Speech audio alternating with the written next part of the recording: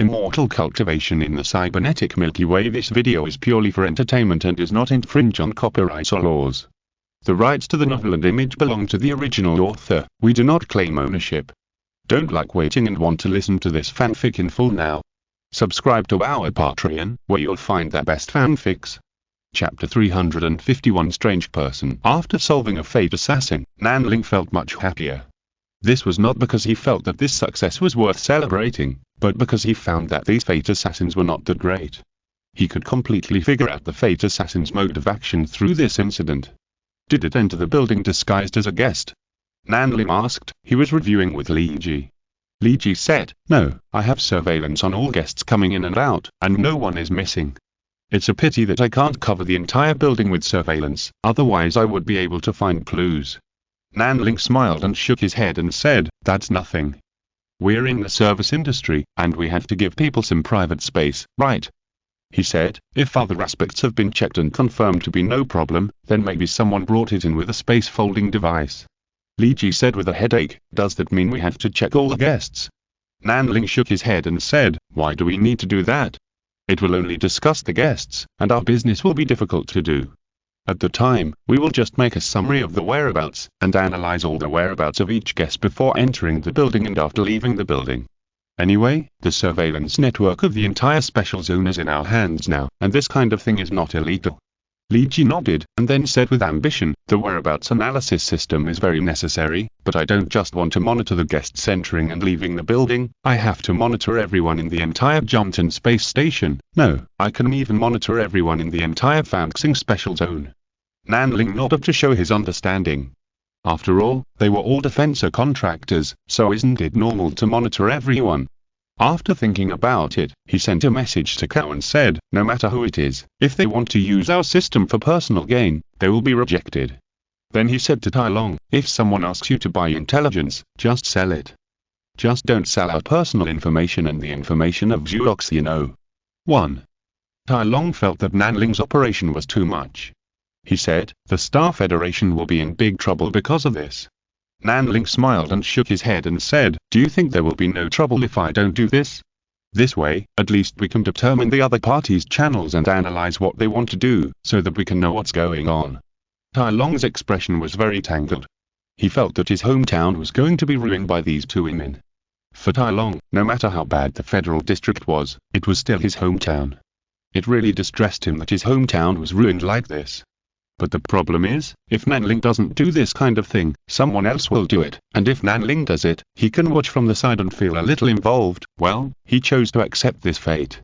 In fact, with the unique political system of the Star Federation, its people have an extremely weak sense of belonging to the Federation itself.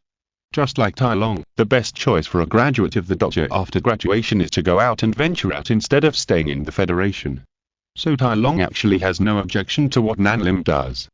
At this time, Nanling smiled and took Tai Long to measure his body and made him a warrior suit with spiritual brocade. Tai Long liked it immediately after putting it on. The spiritual brocade clothes turned into a silver white black edged outfit under the rendering of spiritual power, which really made Tai Long like it. He said, "How did you think of making this kind of clothes?" "Great, and beautiful." Nanling's eyes were full of smiles, and he said, "As long as you like it." As he said that, he also decorated his clothes. To be honest, his clothes were a little poorly considered before, and they were made the same as Fengxi's, just like a bodyguard around the ladies. He felt that even if he couldn't cover up the elegance of the two ladies, he couldn't be worse than them, right? So he changed his Link Jin woven clothes into a Confucian robe, and when he wore it, he really felt like a woman on the street is as beautiful as jade, and a young man is unparalleled in the world. However, he looked at his short hair and felt a little sorry. If he had long flowing hair, he would really have the ancient style. He decided to save his hair from now on. Having made up his mind, he wore his young Confucian robe to show off in the market, and refused to take it off. Talon had the same habit as him.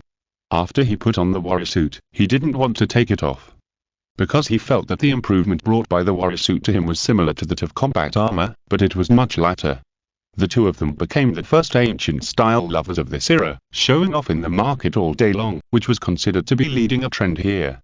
In addition to the sensation caused by Fanny and Mo before, many fashion companies imitated these ancient styles and received a lot of praise in the market. It was just because of the previous copyright incident of Food First that no one dared to register copyrights randomly. Nanling ate, slept and went shopping leisurely every day, without any awareness of being targeted by the Fate Assassin. For some reason, after failing once, the Fate Assassin stopped and did not rashly carry out assassinations again. The entire space station network was completely controlled by Li Ji. The first step she planned was to run that Jumton space station like an iron bucket. Just at this moment, Li Ji suddenly sent a message to Nanling. "Xiaonan, there is something I'm not sure whether it is good or bad. A mysterious guy said he wants to see you." Nanling was quite surprised. He said, "You would definitely reject ordinary people for me, right? Who is it this time?" Li Ji said, "I don't know. I can't find out where they came from. It seems that they appeared out of thin air in the Jumton space station and completely bypassed all my surveillance." Nanling frowned. "Digital life?" Li Ji said, "No, just an ordinary life, a very strange ordinary life. He looks weak and fragile, and he is clearly visible under my detection device, but he gives me a very mysterious and powerful feeling." Nanling said, "Okay, then let's meet him." He turned on the communication and was about to wait for Li Ji to transfer, but Li Ji said again. "He said he wanted to meet you in person." Nanling frowned, and he began to calculate the pros and cons. If the other party wants to do something bad to him, he thought for a moment and said, "If we want to meet in person, then it's better not to meet." Li Ji nodded and said, "Okay." A moment later, Li Ji said again, "The man left. He said that since it's not convenient for you, he can visit again next time." Nanling was a little surprised to hear this, and then he asked, "What's special about that man?" Li Ji thought for a while and said, "If there is anything special, it's probably that he is very handsome, and no technological equipment is found in his body." Nanling asked in surprise, "Pure meat?"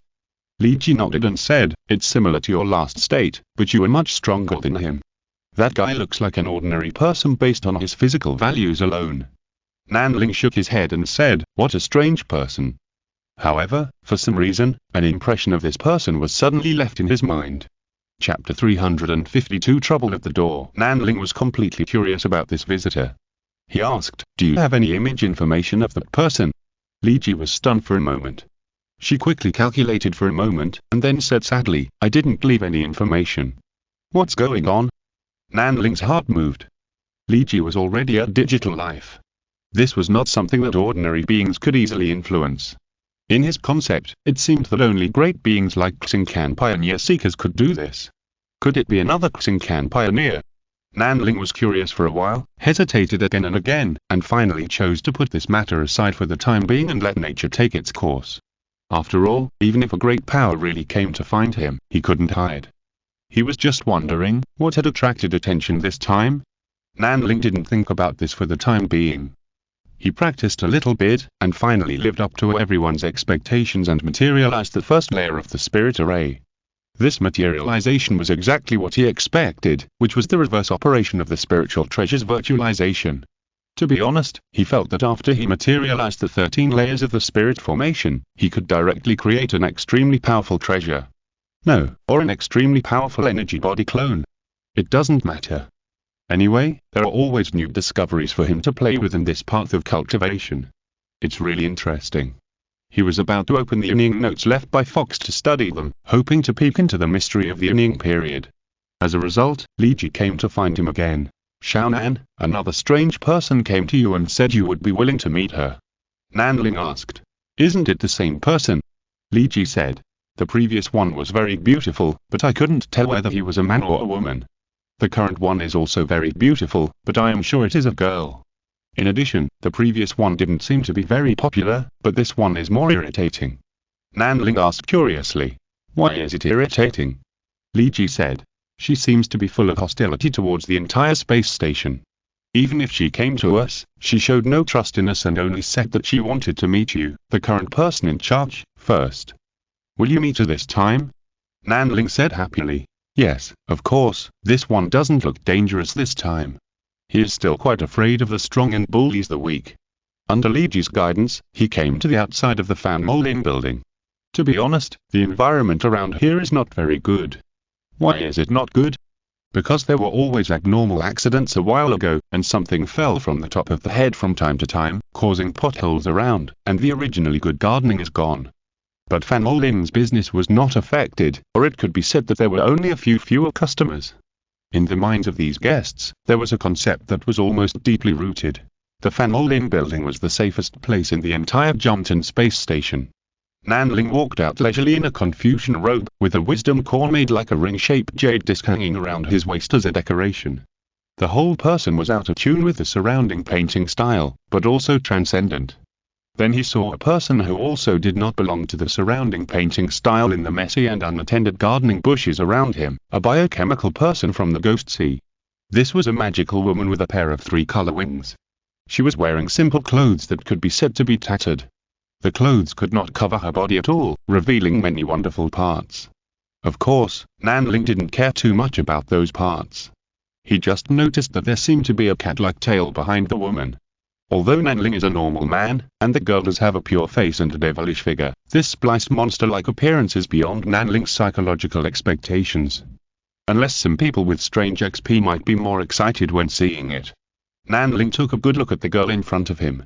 The other party looked at Nanling with a strange expression. From the initial hostility and vigilance, she slowly began to let down her guard and reduce her hostility. Nanling was stunned. Did he do anything? When he looked at the magnetic field of the girl, he also felt that her life magnetic field was much stronger than that of ordinary humans, and her emotional aura was full of resentment and resignation, as well as some luck and hope. There is no doubt that the luck and hope was directed at Nanling. Nanling hesitated for a moment, and he asked, "Who asked you to come to me?" The girl was silent for a while. It didn't look aggressive. But Nanling's memory suddenly went back to 3 months ago, when the warships of the Ghost Sea broke through the hull of the space station, and a team of aliens with wings on their backs killed back and forth with their flesh bodies against the energy attack. He sighed helplessly, then asked, "Then, why did you come to me?" The girl remained silent. But from her emotional fluctuations, it can be seen that she was extremely unstable at this time. Seeing this, Nanling immediately took a step back obediently. He said, "Then I'll leave." The girl finally spoke. She said, "Can I trust you?" The tone was awkward, as if she hadn't spoken for a long time, and the tone was strange, with a special dialect. Nanling said, "I don't know you at all, where does trust come from?" The girl frowned and said, "But the demon mother said that I can take shelter in you." Nanling said, "I know even less about your demon mother." While he was talking, he quickly sent a message to Talon asking, "You're an intelligence agent, do you know the demon mother of the Ghost Sea?" It's not that he doesn't want to find Madame Rose, but you have to pay to call her mother, he thinks it's better not to bother her. Before Talon's reply came, the girl said, "My name is Lamu, and I am the 1000th child of the demon mother. She said I can trust you." She squeezed out a little information like squeezing toothpaste. At this time, Talon had already replied with a message. The residents of the Ghost Sea call themselves the Demon Clan, which is mainly based on biochemical technology, and their common belief is the Demon Mother. They believe that the Demon Mother created the entire Demon Clan. Nanling saw this short message and couldn't help but ask, "Are you the biological child of the Demon Mother?" The tail behind the girl Lindu was a little puffy, and the 3-colored wings covering her body also had some special power flowing. She seemed very angry. Nanling immediately skipped the question and said, "Don't cause me trouble, I can help you." He decided to skip more steps and go directly to the final negotiation stage. After all, if he is really the offspring of the Ghost Sea Demon Mother, then the one who came to see him before was the Demon Mother. No, it must not be the Demon Mother's real body. However, the mysterious and elusive methods of this powerful being also make Nanling feel very nervous. He couldn't afford to offend him, so he had better be tolerant of him.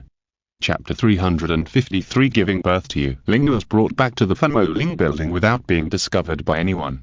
After all, Funmoling is a defense contractor, and there is no one more suitable for Tibetans than them. In fact, Nanling felt that it would be fine even if he put this girl with colorful wings and bat tail at the door as a receptionist. Could he investigate himself?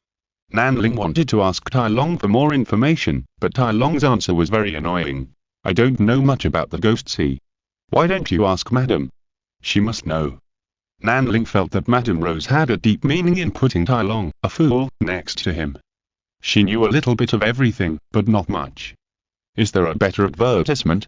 He contacted Madame Rose helplessly and asked, "Ma'am, do you know the Demon Mother?" Madame Rose responded quickly and quoted a price directly. 3 million Ling Baht points, my dear son. The mother was really cruel. It seemed that she knew that her son was not only hanging out with a rich woman but also had a large industry, so she was not soft-hearted when quoting the price now. Nanling smiled helplessly, then said, "Okay, Mom, 3 million, I'll call you." He used the turnover of Master Nan's kitchen during this period, which was considered private money. Mrs. Rose got the money and immediately sent the information of the demon mother in the ghost sea. Nanling was a little silent after seeing it, because this is obviously another ancient great power. Before, he thought that this might be another Xingcan pioneer, but he obviously overlooked one thing. Pioneers are in the name of pioneering, so how can they stay in one place? This demon mother also originated from the human race, but she was no longer considered human 30,000 years ago. Just as Nanling had judged before, the 50 divisions of human cells are a shackle, and the ancient sages have made various efforts to break this shackle. Just like the demon mother, her choice is genetic modification. She chooses to accommodate various powerful genes in herself and finally achieve an eternal body. This path is actually similar to the King Shuan civilization, and the terrifying thing is that she really walked through it. What Nanling saw was not the terrifying eternal body, but the great will that controlled the eternal body. He was not a fool who took things for granted. He knew better than anyone that in order to control a power, one must first have a strong enough will. The King Shuan civilization took a similar route, but they did not really dare to change their own genes. Why? It was because they were afraid that their own will could not control the terrible instincts of countless genes. In Nanling's eyes, this seemed to be a shortcut, but in fact it was a life or death journey. In fact, any road that can reach a high point is not the success of the road itself, but the success of the person who walks this road. If there is no ambition to shock the world, no matter how good the road is, it is ordinary, and the great will can make a thoroughfaring the wild mountain paths. It is precisely because of this that he is full of awe for the demon mother. Of course, Mrs. Rose's information package does not only contain these contents, but also many rumors and secrets about the Ghost Sea and the demon mother. For example, the offspring of the demon mother, those are really born by the demon mother. The demon mother likes to combine with various lives, and then select their excellent genes and combine them with some of her own excellent genes to give birth to unique offspring. Sometimes, he would even combine with his own offspring to give birth to a child that was not sure whether it was a child or a grandchild. This practice was really difficult for ordinary people to accept. But if we jump out of the ethical concepts of humans, well, we have to jump out of the ethical concepts of ordinary creatures to consider it. This demon mother is definitely an existence that can create a tribe on her own. In other words, he alone represents the demon civilization, and the other demons are just his vassals. Nanling looked through all the information, but couldn't find out what gender the demon mother was. It was just that the entire Ghost Sea was originally born by him. Nanling suddenly felt that he had to jump out of the gender stereotype to consider the problem. The big guy might not even have a specific gender. He now felt extremely magical. However, the next moment, the big guy came to him again. This time, Nanling met the person who Li Ji said was very beautiful, but the situation was a little wrong, because according to Li Ji, this person was completely different from the last one. More importantly, all technological equipment still could not record him. When Nanling saw her, he felt a kind of charm emanating from her that made him almost want to stick to her. This charm was so unique that it made his body restless, and even the air he breathed seemed to be extremely fragrant. His first impression was not only good, but if he did not control it, his body would directly produce a primitive reaction. He was greatly horrified, and hurriedly forced himself to suppress the reaction of his body with the will that he had maintained for 20 years. Weird, this demon mother was too weird, no wonder she was named Demon. Nanling did not dare to examine the person in front of him too much, but just whispered, "But the demon mother is in person. I will go and call Miss Lamu, she is safe now."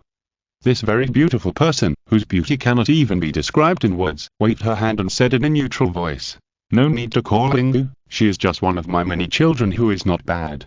I plan to keep her here as my spokesperson, okay?" Nanling asked in surprise, "Since your excellency the demon mother is willing, then of course there is no problem, but this Miss Lamu, isn't it a bit inappropriate for her to stay here?" The demon mother said calmly, "There is nothing inappropriate. You can treat her as a concubine or even a pet. It doesn't matter if she was deceived and captured by humans. It has already proved that her genes are not that good. Good guy, if she's so cold." Nanling heard the coldness under the demon mother's calm voice. She didn't regard her children as objects that need to be taken care of at all. According to the intelligence analysis obtained by Nanlin, this person only cares about whether the genes are excellent. Nanling decided not to say more about this. He believed that there must be no simple reason for such a big man to come to him. So he asked, I wonder if the demon mother is looking for me. The demon mother looked at Nanling and suddenly showed a charming smile. She said, originally, I was just curious about the genetic technology of the unique biological civilization you obtained, so I wanted to exchange with you. But now I find that you also have genes that interest me. Young man, are you interested in having a child with me? What lewd and threatening words. Nanling was shocked on the spot.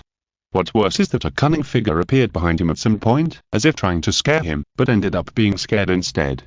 Nanling heard the sudden heavy breathing behind him, and saw Fanny's long red hair coming very close. He helplessly winked at her repeatedly. Seeing that her eyes were looking more and more dangerous, he hurriedly said, Boss Fanny, this is the demon mother of the Ghost Sea, an eternal and indestructible great existence, don't be rude. Fanny was frightened. Although this great existence had just said that she wanted to give birth to a child for Nanlin, she thought it should be a joke. However, she found that she still didn't understand the situation. Because the next moment, the demon mother's eyes lit up again and she smiled sweetly, saying, another outstanding child. If you are willing, I can also give birth to a child for you. He will definitely inherit your outstanding family talent. Nanling couldn't help but ponder, perhaps giving birth to a child for you is the demon mother's way of being polite. If you're listening to this novel on a channel other than Fanfic World, it means they downloaded and uploaded it without effort. We cordially invite you to visit our channel, Fanfic Novel, as there you'll find the original version of this story and you can explore many other novels of various genres. We're waiting for you to immerse yourself in a world of incredible novels. Chapter 354 Become Stronger by Not Being a Human. Fanny had never seen such a demon as the demon mother. She was completely fascinated by the demon mother's charming face, and then her whole body began to behave strangely. Nanling found that her body could not help but tremble, so he quickly supported her and called Liji to take her away. Sorry for the embarrassment. He apologized, feeling like a father apologizing to others on behalf of his daughter who had made a mistake. The demon mother shook her head and said, It's a pity, it seems that you are not willing to accept my proposal. Speaking of which, I also wanted to give birth to a child for Gijonu back then, and I fought with Fenrouzi for this.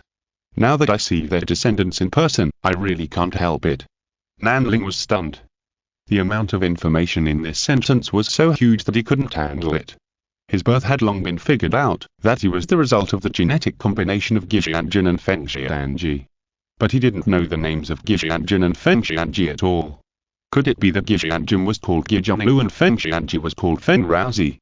Nanling was confused for a moment, and he felt something was wrong. His confusion was soon interrupted by the news in the group. Mo. Xiaonan, what's going on with the demon mother over there? Fanny's condition is a little strange. I'll send her to the sanatorium to see if you need my help. Mo also came out of retreat. Nanling quickly replied, This demon mother is a bit weird. She seems to be able to easily arouse the desires of the human body. You should take good care of Fanny and don't come to me. He was worried that his wife would also be given a greeting. Do you want to have a baby? At this time, Fanny had regained consciousness and said, I'm fine, it's just that the foxy girl is too powerful. I couldn't help ovulating just now. Nanling. The topic in this group chat instantly went beyond the scope of what he could see. He quickly coughed dryly and said to the demon mother, In that case, Your Excellency Demon Mother, you want to obtain our biotechnology? The demon mother nodded and said, This is the main purpose.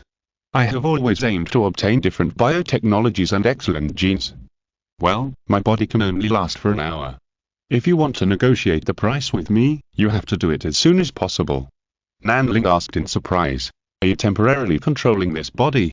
The demon mother shook her head and said, I made it temporarily. When the previous battleship crashed into the space station, some of my cell samples were left behind. When my will descended upon these cell samples, they can quickly fission into a body like this one now. Of course, this can't last long. Nanling felt his eyes opened. No wonder the demon mother's body was called eternal. This was basically the point of rebirth by a drop of blood. He took a deep breath and said, But I can't decide this myself, because I only have the authorization for this technology, and the owner is still Miss Fanny's father Gichen. The demon mother frowned when she heard this, and this expression made people feel distressed and want to solve the worries for her. Nanling thought for a while and said, Why don't you leave the conditions, and I will call you down after discussing with Uncle Gu? The demon mother said happily, that's the best, I'm afraid of trouble. Then I will leave the conditions that can be used for exchange, and you can choose two from them. In addition, it's best to make a decision early, because my cell samples can only remain active for half a year in the external environment. Nanling just nodded, and the demon mother's whole body scattered all of a sudden. She died. It turned into an abnormal light yellow liquid with a faint smell of blood. And these liquids fell on the ground and formed a long paragraph of text. This is what the demon mother said: transaction list. Nanling was stunned for a while, and Mo rushed in impatiently. She said, Sister Li Ji said that your guest left. How did he leave? Nanling pointed to the liquid in front of her and said, these are it. His will left, and the body that carried the will became these. A scanning light immediately passed through the room, and then Li Ji said, it's filled with base liquid of life substances. When you're recovering and recuperating, you will need to use similar base liquid to mix nutrients. Nanling was quite moved when he heard this. At this time, Mo had roughly understood the process of the negotiation just now, and was amazed. I didn't expect that there are such existences in this world. I thought that the development of mankind has stagnated, but in fact there are still many pioneers. Nanling shook her head and smiled bigly. No, Sister Mo, the development of mankind has indeed stagnated. Haven't you noticed that all the extraordinary people we have contacted are actually no longer considered human beings? Even they themselves no longer regard themselves as human beings. Mo said. Is it their human identity that hindered their development? Nanling shrugged and said, who knows, but one thing I know is that truly powerful beings will never question their own existence. They don't have the time. Li Ji couldn't help but be confused. She has improved too much after becoming a digital life. Could it be that she can become stronger if she is no longer a human? Finally, Mo sighed and said, perhaps the concept of human beings is a primary cognition of the ethnic group. When an individual is strengthened to the point of being separated from the ethnic group, the concept of the ethnic group is naturally no longer needed. This is very interesting, and it interprets the state of those great people from another angle. Nanling nodded in agreement, and then he changed the subject and asked, where is Fanny? We have something to ask her here. Where did she go? Mo said a little embarrassedly, she went back to her room to change clothes. She was feeling a little uncomfortable just now. Nanling understood, it was just ovulation. He said, okay, then let her talk to Uncle Gu about what happened here, and don't forget to ask him to make a decision quickly. The demon mother will wait for 3 more months at most. Mo felt something was wrong, and she said, why don't you tell Uncle Gu yourself? I think, she stopped talking because she suddenly realized something. Then she said, do you think Fanny's father will change his mind? Nanling shook his head and said, don't guess blindly, it's their father and daughter's business, we just don't need to get involved. He actually felt it. I don't know if it's because of the distance or the time, Gye Chen's concern for Fanny is indeed much less. It's just that Fanny herself is so heartless that she hasn't noticed it yet, and even Mo has noticed it. But it doesn't matter, just let them handle these things themselves, after all, they are just outsiders. Mo could understand Nanling's thoughts, so she nodded and sighed and stopped talking about this topic. She suddenly raised her head and changed the subject. So now let's talk about how to deal with the woman with wings and a cat's tail. I heard that many men like this. Nanling took a breath and said, I think we should talk about Fanny's matter. After all, any changes in her will have a great impact on us. Chapter 355. Second child family. The matter of the demon mother really scared Nanling. He knew that he had finally entered the vision of some upper-class people. However, since he met the seeker of knowledge, this was inevitable. After all, the excellent will always continue to move up. The seeker of knowledge is just the beginning, and the demon mother is by no means the end. Of course, the demon mother's request is only the biotechnology at the King Shuan civilization. It seems that some biological preparation companies under the Fanolin consortium have attracted the attention of this great man during this period. But in addition to being careful, Nanling's heart is more about his own life experience. There is no doubt about the ancient immortal monarch on the paternal side. The fact that the ancient immortal monarch is called Gye has nothing to do with him, but the name of Fen Xianji is Fen Rousey, which makes him very excited, because Rousey means rose in some Fenu dialects. Nanling's thoughts are a little divergent, and he doesn't know where to go with his random thoughts. At this time, Mo quietly approached him, subconsciously. She didn't know what Fanny felt when she saw the demon mother, but she only felt that the fatal attraction she felt when she saw Nanling made her unable to stop. How cunning. Mo suddenly reacted and cursed Nanling softly. Nanling was confused and turned back. Mo's face suddenly turned red, and she felt that this confused look was so cute and attractive to her. Nanling was even more confused. Why did his sister Mo become a fangirl? Then Mo collected her thoughts and said, "How can you adjust the magnetic field according to my magnetic field?" Nanling realized something. He had indeed made special fine adjustments based on Mo's magnetic field frequency before. He said, "That's to make you happy." Mo said, "I just think you are making me unable to help." Nanling understood it as soon as he heard it, and hurriedly adjusted the magnetic field frequency on his body. As a result, this adjustment was a bit too strong, and the distance between them was too close, and a very strong antagonistic discharge phenomenon actually appeared between the two bodies. Boom. Nanling was directly blown away. He touched his lower back and stood up uncomfortably, saying, "Okay, I was wrong." Looking at Mo again, she didn't look like she was teased at all. Instead, she looked like she had succeeded in a prank. She said, "Have you remembered this lesson?" Nanling obediently agreed, "Remember." Mo then sighed and said, "I'm just reminding you that our electromagnetic manipulator's ability is actually very shameless, and it's easy to become a popular person. But using magnetic field changes to become a popular person is actually very evil. You must use it with caution, okay?"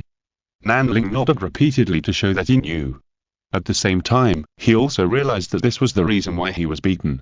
This was because his wife was worried that he would become a scumbag, so she gave him a vaccination in advance.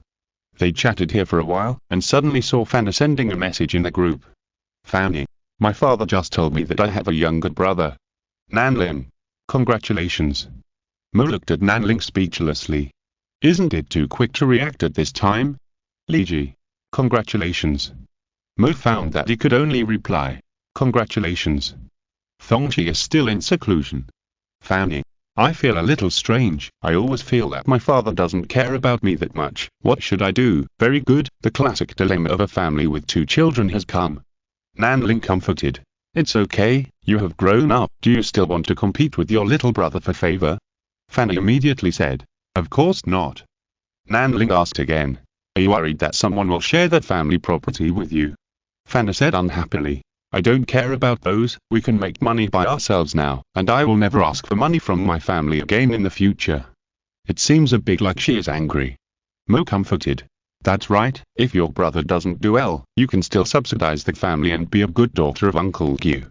Fanny was stunned for a moment, and then, "Pa Mo, you have learned bad things, and you were actually starting to be sarcastic to me." She seemed very crazy, but it was obvious that she had come out of the inexplicable feeling before. Nanling took the opportunity to ask a separate question to change the subject. "Boss, how is the matter I asked you to ask?" "Fan and I seem to be even more crazy," she said. "Don't always bring some weird people back. We have been in seclusion for a month, and you have turned our family into a family. Why don't you go to heaven?" She was angry and embarrassed. What happened before seemed to make her embarrassed. This kind of person who is looking for something to scold people for no reason, it is obvious that he is just taking the opportunity to vent. So Nanling kept admitting his mistakes. Yes, boss is right, it's my fault." Fan and I didn't say anything else, but suddenly appeared in front of Nanling. She looked at Nanling angrily and then at Mo, and suddenly smiled evilly. "The way you perfunctorily treat me, isn't it the way you taught me how to perfunctorily treat Mo before?" Nanling's eyes darkened. If she had known that he would not have been so open with her in the first place. He said seriously, "How can you say it's perfunctory?" "I mean every word I said." Mo laughed and said, "Well, Shonan is always sincere when he promises me, unlike you who looks perfunctory." Fanny felt that she had suffered a critical hit. This thief couple joined hands to bully her. She felt that even if she was a junior, she couldn't be bullied like this, right? She said angrily, "Okay, my father has agreed to this transaction, but the conditions given by the demon mother are too tempting. He has to study carefully which two technologies to choose for the exchange." Nanling said, "Just let him make a decision as soon as possible." He didn't intend to interfere with Gyuchen's choice. He did feel a subtle change in Gyuchen's attitude, so it's better to keep some distance. Fanny waved her hand and said, "I know, I'll tell him. Now I'm going to play with that winged pet." She found new fun again. But before she left, she turned around and reminded him, "Mo, watch him. He is our pet, not for him to play with." Nanling felt a deep sense of powerlessness. He said, Okay, go and play your own game. He originally wanted to give that Lindu some dignity, but now it seems that the conditions are not suitable. Mo seemed to understand his thoughts and reminded Fanny in turn, don't play too much. After all, it is also an intelligent life like us, with free will and dignity. Fanny muttered. The demon mother doesn't take her seriously. Okay, I get it. Nanling was very relieved. It felt so good to have someone understand what he meant without any words or even eyes. After Fanny left, Mo sighed and said, do you think Master Gichen will change his support for Fanny? I have a bad feeling. Nanling said jokingly, Fanny's younger brother was just born, and everyone's attention must be on the newborn. Of course, Fanny, the naughty and free-spirited eldest daughter, will not receive so much attention. Don't worry, it's mainly because Fanny herself needs to adjust her mentality. Mo always felt that Nanling seemed to be very experienced in this area. Chapter 356 Remote Consciousness Transmission Device. Gichen's reply hadn't come yet, but Nanling unexpectedly received a message from the Seeker. Are you interested in helping us? Nanling immediately said, no problem. He was very enthusiastic, because after being approached by the Demon Mother, he cherished this opportunity to contact the Big Boss. In this way, even if the Demon Mother forcefully asked for genetic information, there would be someone to ask for help, right? To be honest, he had been looking forward to being able to connect with this Xincan pioneer again, but he didn't expect that the Galaxy Fairy Guest competition had already ended, and the rewards had been distributed for a long time, but he still hadn't waited for contact from the other side. It was as if this Xincan pioneer had forgotten that there was such a champion team that successfully broke through the real level of the Galaxy Fairy Guest. Nanling even suspected that this Xincan pioneer had forgotten the Galaxy Fairy Guest, an industry that now attracts huge amounts of money. The Seeker said happily, I have an experimental project here that has entered the actual machine testing stage. If you're interested, you can come and participate in the evaluation. Nanling felt really surprised that such a thing would find him. He thought that there must be countless talented people around the Xincan pioneers, so how could they find him? The Seeker seemed to know his doubts, and then answered, don't have any doubts, you are just the candidate I recommended. After all, I don't have the leisure to train the younger generation. I just happened to meet a good candidate like you recently, so I recommended you. There are also 4 other candidates recommended by Xincan pioneers who will participate in the actual machine test with you. Nanling got a lot of information from it, which means that there are at least 4 Xincan pioneers with the Seeker. He said, okay, I will participate. When and where will I go? He didn't hesitate anymore, for fear that too many questions would make the boss unhappy. At this time, the Seeker said, you don't have to go anywhere. I will send you a design drawing of a remote consciousness projection device. You just need to follow that design drawing to make it yourself. Nanling just felt a lot of pressure. What if he couldn't make it? Wouldn't he lose this opportunity? If he was the boss, he probably wouldn't communicate with such a stupid person. Who knew that the Seeker seemed to see his worries and comforted him? I'm not testing you. This damn space blockade has prevented us from breaking through the space limit and reaching far away more efficiently. I will guide you while you are installing it, as long as your companion digital life does not treat my digital consciousness as a virus and clean it up. Nanling felt that this Seeker was really good-tempered, and he quickly agreed, and then notified Li Ji to explain the situation. Being regarded as Nanling's companion digital life, Li Ji was not angry but felt quite happy. A stream of data entered the intranet of the Funlim building, and then the dark figure of the Seeker appeared in the projection device next to it. Li Ji was very surprised, and she couldn't help asking, Sir, are you a digital god? The Seeker shook his head and laughed when he heard it. I can only convert consciousness into data for transmission when needed. This understated sentence actually showed the true high level of this Seeker. Even though digital gods have the name of gods, their premise is also digital. They must exist in the form of data codes. But this Seeker can switch his consciousness between code and reality at will. It seems that his realm is higher. Anyway, Nanling feels that the realm of this Seeker, at least the life level, is definitely not inferior to that of digital gods. He feels that it is necessary to hold on to this thigh tightly. With this thigh, he will not be afraid even if he is really targeted by the Oracle. Nanling hurriedly glanced at Li Ji. Li Ji understood and said, okay, let's start now. Then Fanny and Mo were called over by Nanling. He said, the 3 of us can work together to make some specific parts very well. The Seeker said gently, that's better. Now let's start according to the drawings. The Seeker didn't care. He always looked very gentle and steady, full of intellectual charm. Even if he only showed himself in the image of a black shadow, he could naturally make people think of a generous scholar. Then everyone built the remote transmission technology bit by bit according to the drawings under the guidance of the Seeker. This transmission technology is amazing. It uses the principle of quantum resonance to instantly transmit thought waves to extremely distant places. So this transmission device is naturally very precise. It appears in the form of a headband, and its interior is hollow, and it is built entirely at various precision parts. Moreover, these parts have extremely high precision requirements, even reaching the nanometer level. Therefore, when these parts are spliced together, they can be perfectly fitted, and even the gaps cannot be seen on the surface. This extreme craftsmanship and extreme cutting-edge technology products are indeed a big challenge for everyone in Fanolin. To make such cutting-edge technology products by hand is also an extremely difficult challenge for them. Anyway, Liji used 50% of her computing power to analyze the internal structure of this consciousness transmission device, and Nanlin, Fan and I, and Mo are making precise adjustments one part at a time. Mo's precise control of the magnetic field, Fan and I's precise smelting of the raw materials, and Nanling's strong divine thought threaded the needle. For a time, they were completely in a selfless working state. The Seeker of Knowledge, after giving several reminders at the beginning, found himself becoming redundant. He found that he didn't need to say anything more. The team could make the remote transmission device by themselves. But he didn't interrupt them. Instead, he watched quietly from the side, looking very polite and decent. After 7 consecutive days, Nanling and his team finally made this equipment by themselves. In fact, because there was no targeted production equipment, it could be said that they made this extremely precise and advanced instrument by hand. Until this time, even the 3 people in the Golden Core realm showed a tired look. Nanling controlled it with his mind and carefully installed the last part. The entire Immortal transmission device naturally emitted a gilded brilliance. It hummed for a while, as if it had a spirit. Excellent work. I think if the Seeker of Beauty saw it, he might want to collect it. Is the Seeker of Beauty another Xincan pioneer? Nanling couldn't help but ponder for a moment, then he suddenly looked at the Seeker and said, "Sir, I'm sorry to have kept you waiting." The Seeker shook his head and said, "No, I didn't help much."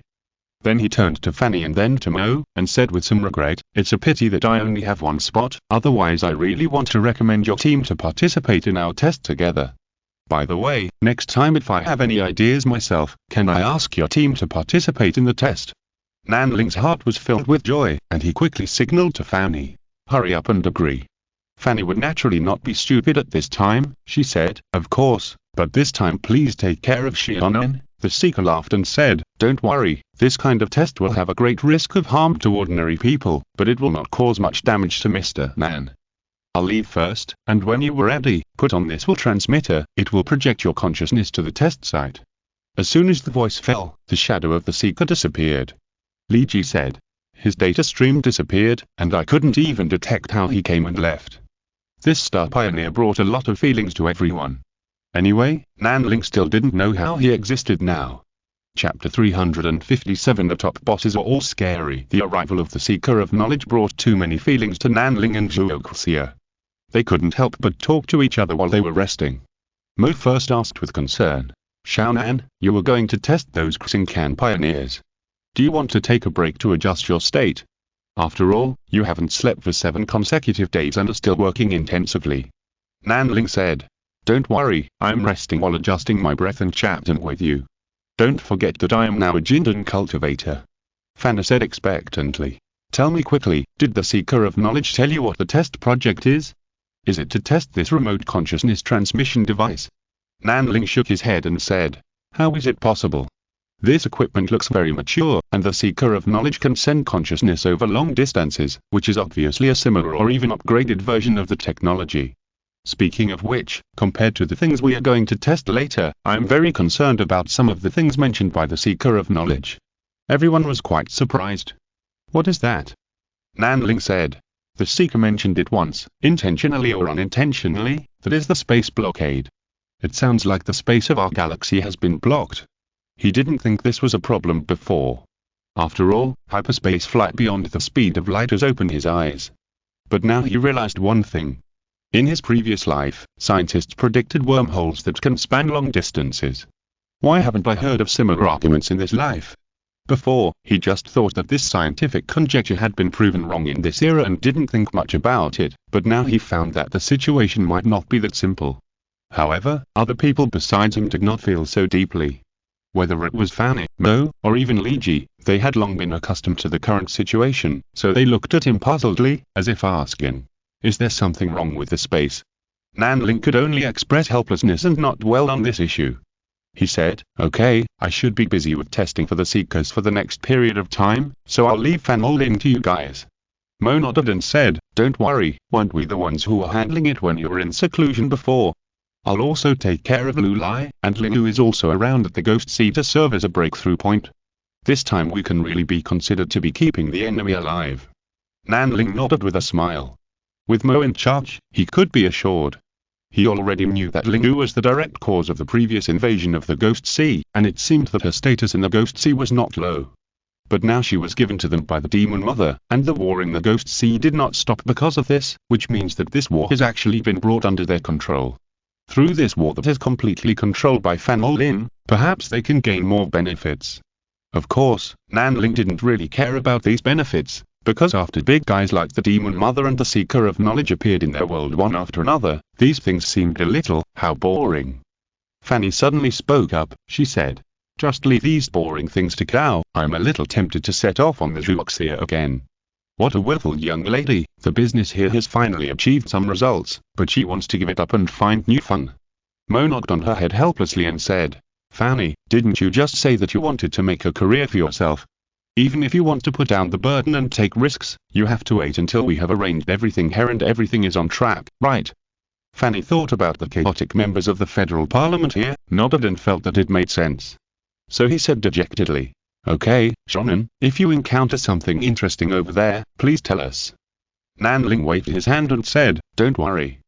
He stretched and felt that his mental state had recovered, so he said, "Okay, I'm going to prepare for the test." Fanny nodded and said, "Okay, be careful." She glanced at Mo and found that she had no intention of following, so she pouted and left by herself. Nanling looked at Mo strangely. Mo frowned slightly and said, "I want to see you put on the consciousness transmission device. I'm a little worried." Nanling actually had the urge to hold Mo in his arms and be intimate with him at this time, but he felt that it would scare his sister Mo, so he smiled and said, "Okay, help me keep an eye on it later."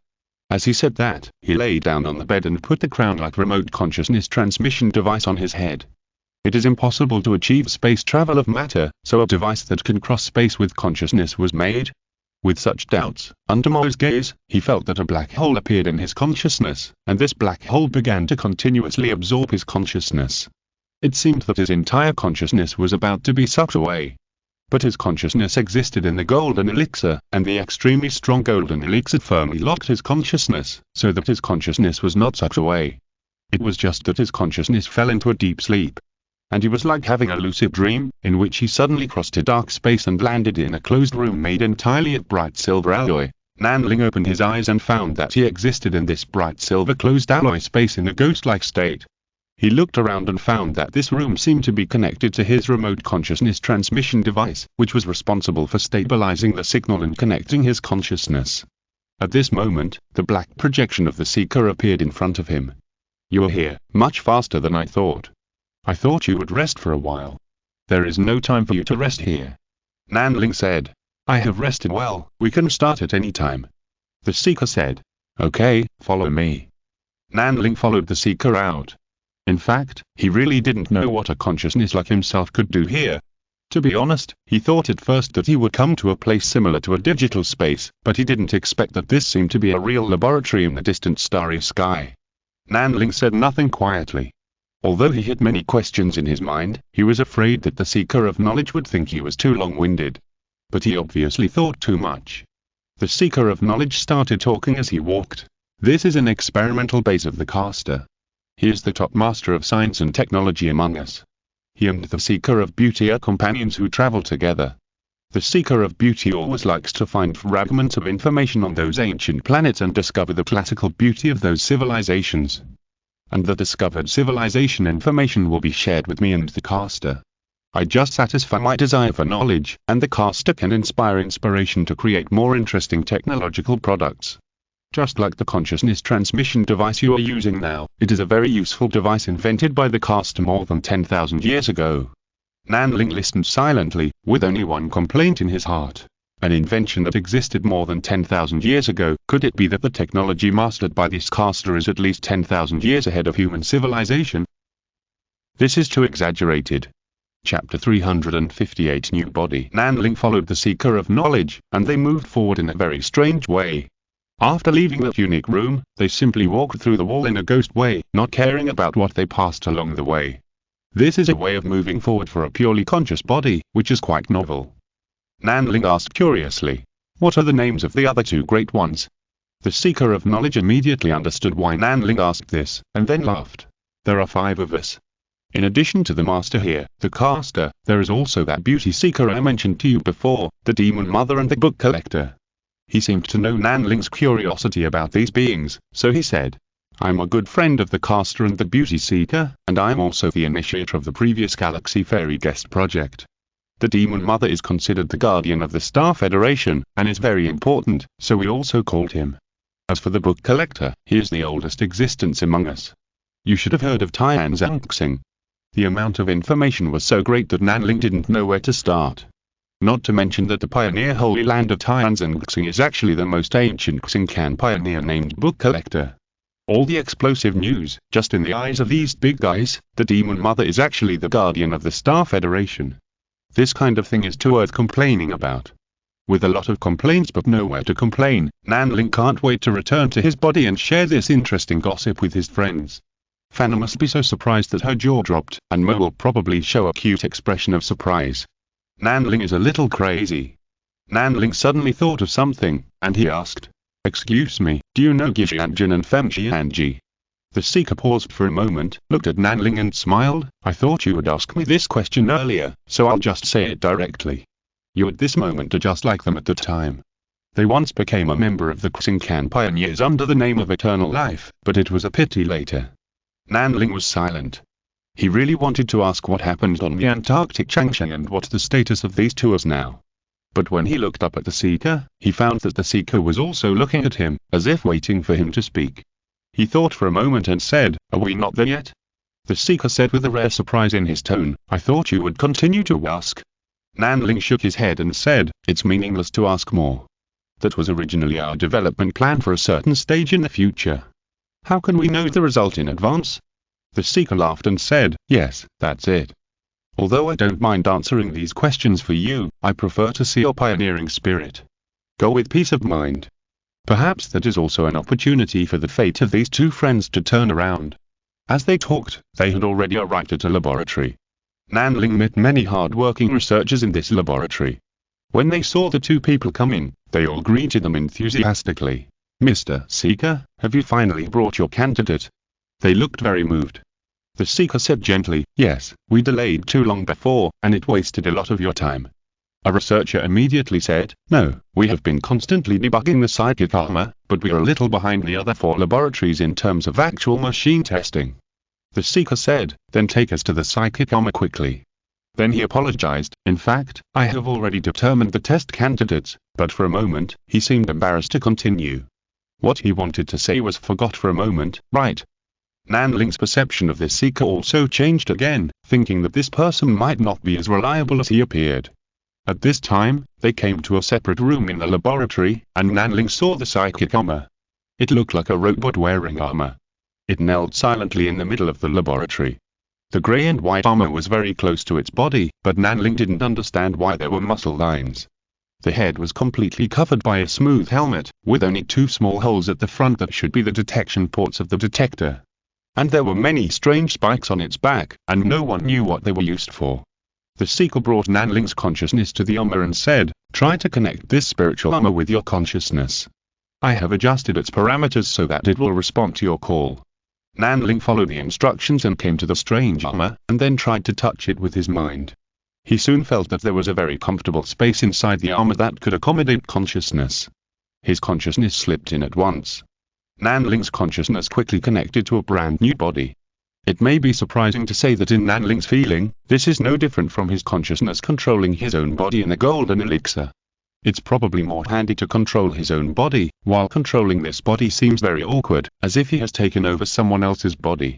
The consciousness connection has been completed, and the synchronization rate has reached the basic 30%. It's amazing that it can achieve this synchronization rate for the first connection, which is great," said a researcher. The seeker also showed a little pride and said, "I said, this is my choice." Nanling listened but didn't know how to respond for a while, literally didn't know how to respond. He was still looking for the vocal system of this body. Fortunately, he found it quickly, so he said, "I feel that this is a flesh and blood body." The seeker said, "In fact, this is the highest product of the integration of biotechnology and mechanical technology. It is a biochemical bionic robot, so it can be used as a psychic armor." Nanling knew that his feeling was right. The muscle lines on the surface of this armor were not fake, they were real muscles. At this time, a researcher said, "Now we are starting to slowly adapt to the control of the psychic armor. Through practice, we can improve the synchronization rate. Only when the synchronization rate reaches more than 50% can we start actual combat. Now, please try to raise your arm." Nanling tried it and reluctantly controlled the arm of the armor to raise it. The researcher said excitedly, "Okay, great, you are very talented. Now you can put your hand down and try to turn your head." Nanling suddenly said, "Wait a minute, let me get familiar with this body in my own way first." He didn't want to listen to the instructions of others. The seeker immediately said, "Listen to him." He stood on Nanling's side. But then he said, "You cooperate with him in the test. My time here has come to an end." He disappeared from the spot. It seemed that he had something else to do. Nanling did not care about the departure of the seeker. His mind swept through this new body and began to adapt to the details of this body. Chapter 359. Mind Armor. Nanling adapted to this new body with his mind. He did not adapt by physical movement as the researcher instructed. He directly used his mind to look inside, and then kept getting familiar with and adapting to the state of this body. He found that there was a high metal content in the cells of this body, which was obviously not what normal life should have. On the other hand, he found that these cells were full of powerful energy. Each cell was like a miniature nuclear reactor, slowly radiating a seemingly weak but very powerful force when gathered together. Nanling felt surprised. This body was too strong, a little too strong. Although the perception of the mind could not fully grasp the power in these body cells, it should be no problem to control the basic body. He raised his arm again, this time very smoothly.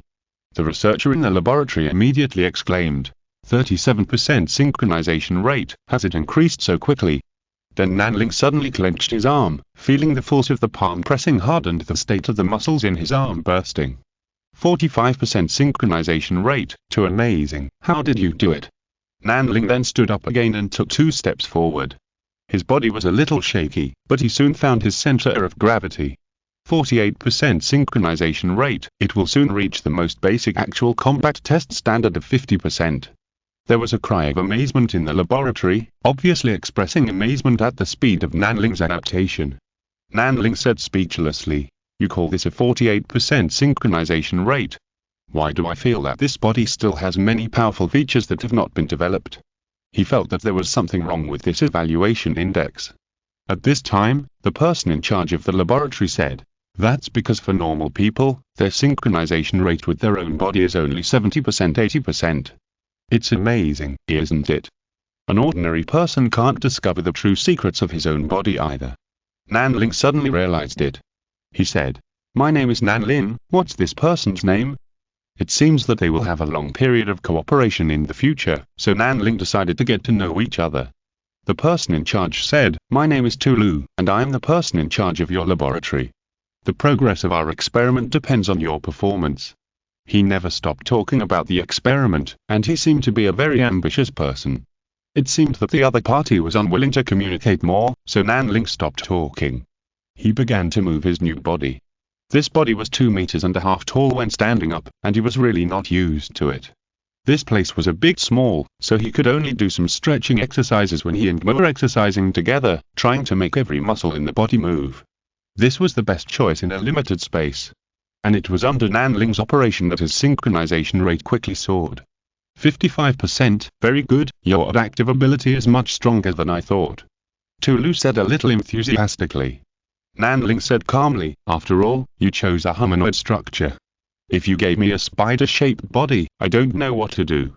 Tulu said, "Don't worry, the alien structure's mental armament is tested by a digital life tester.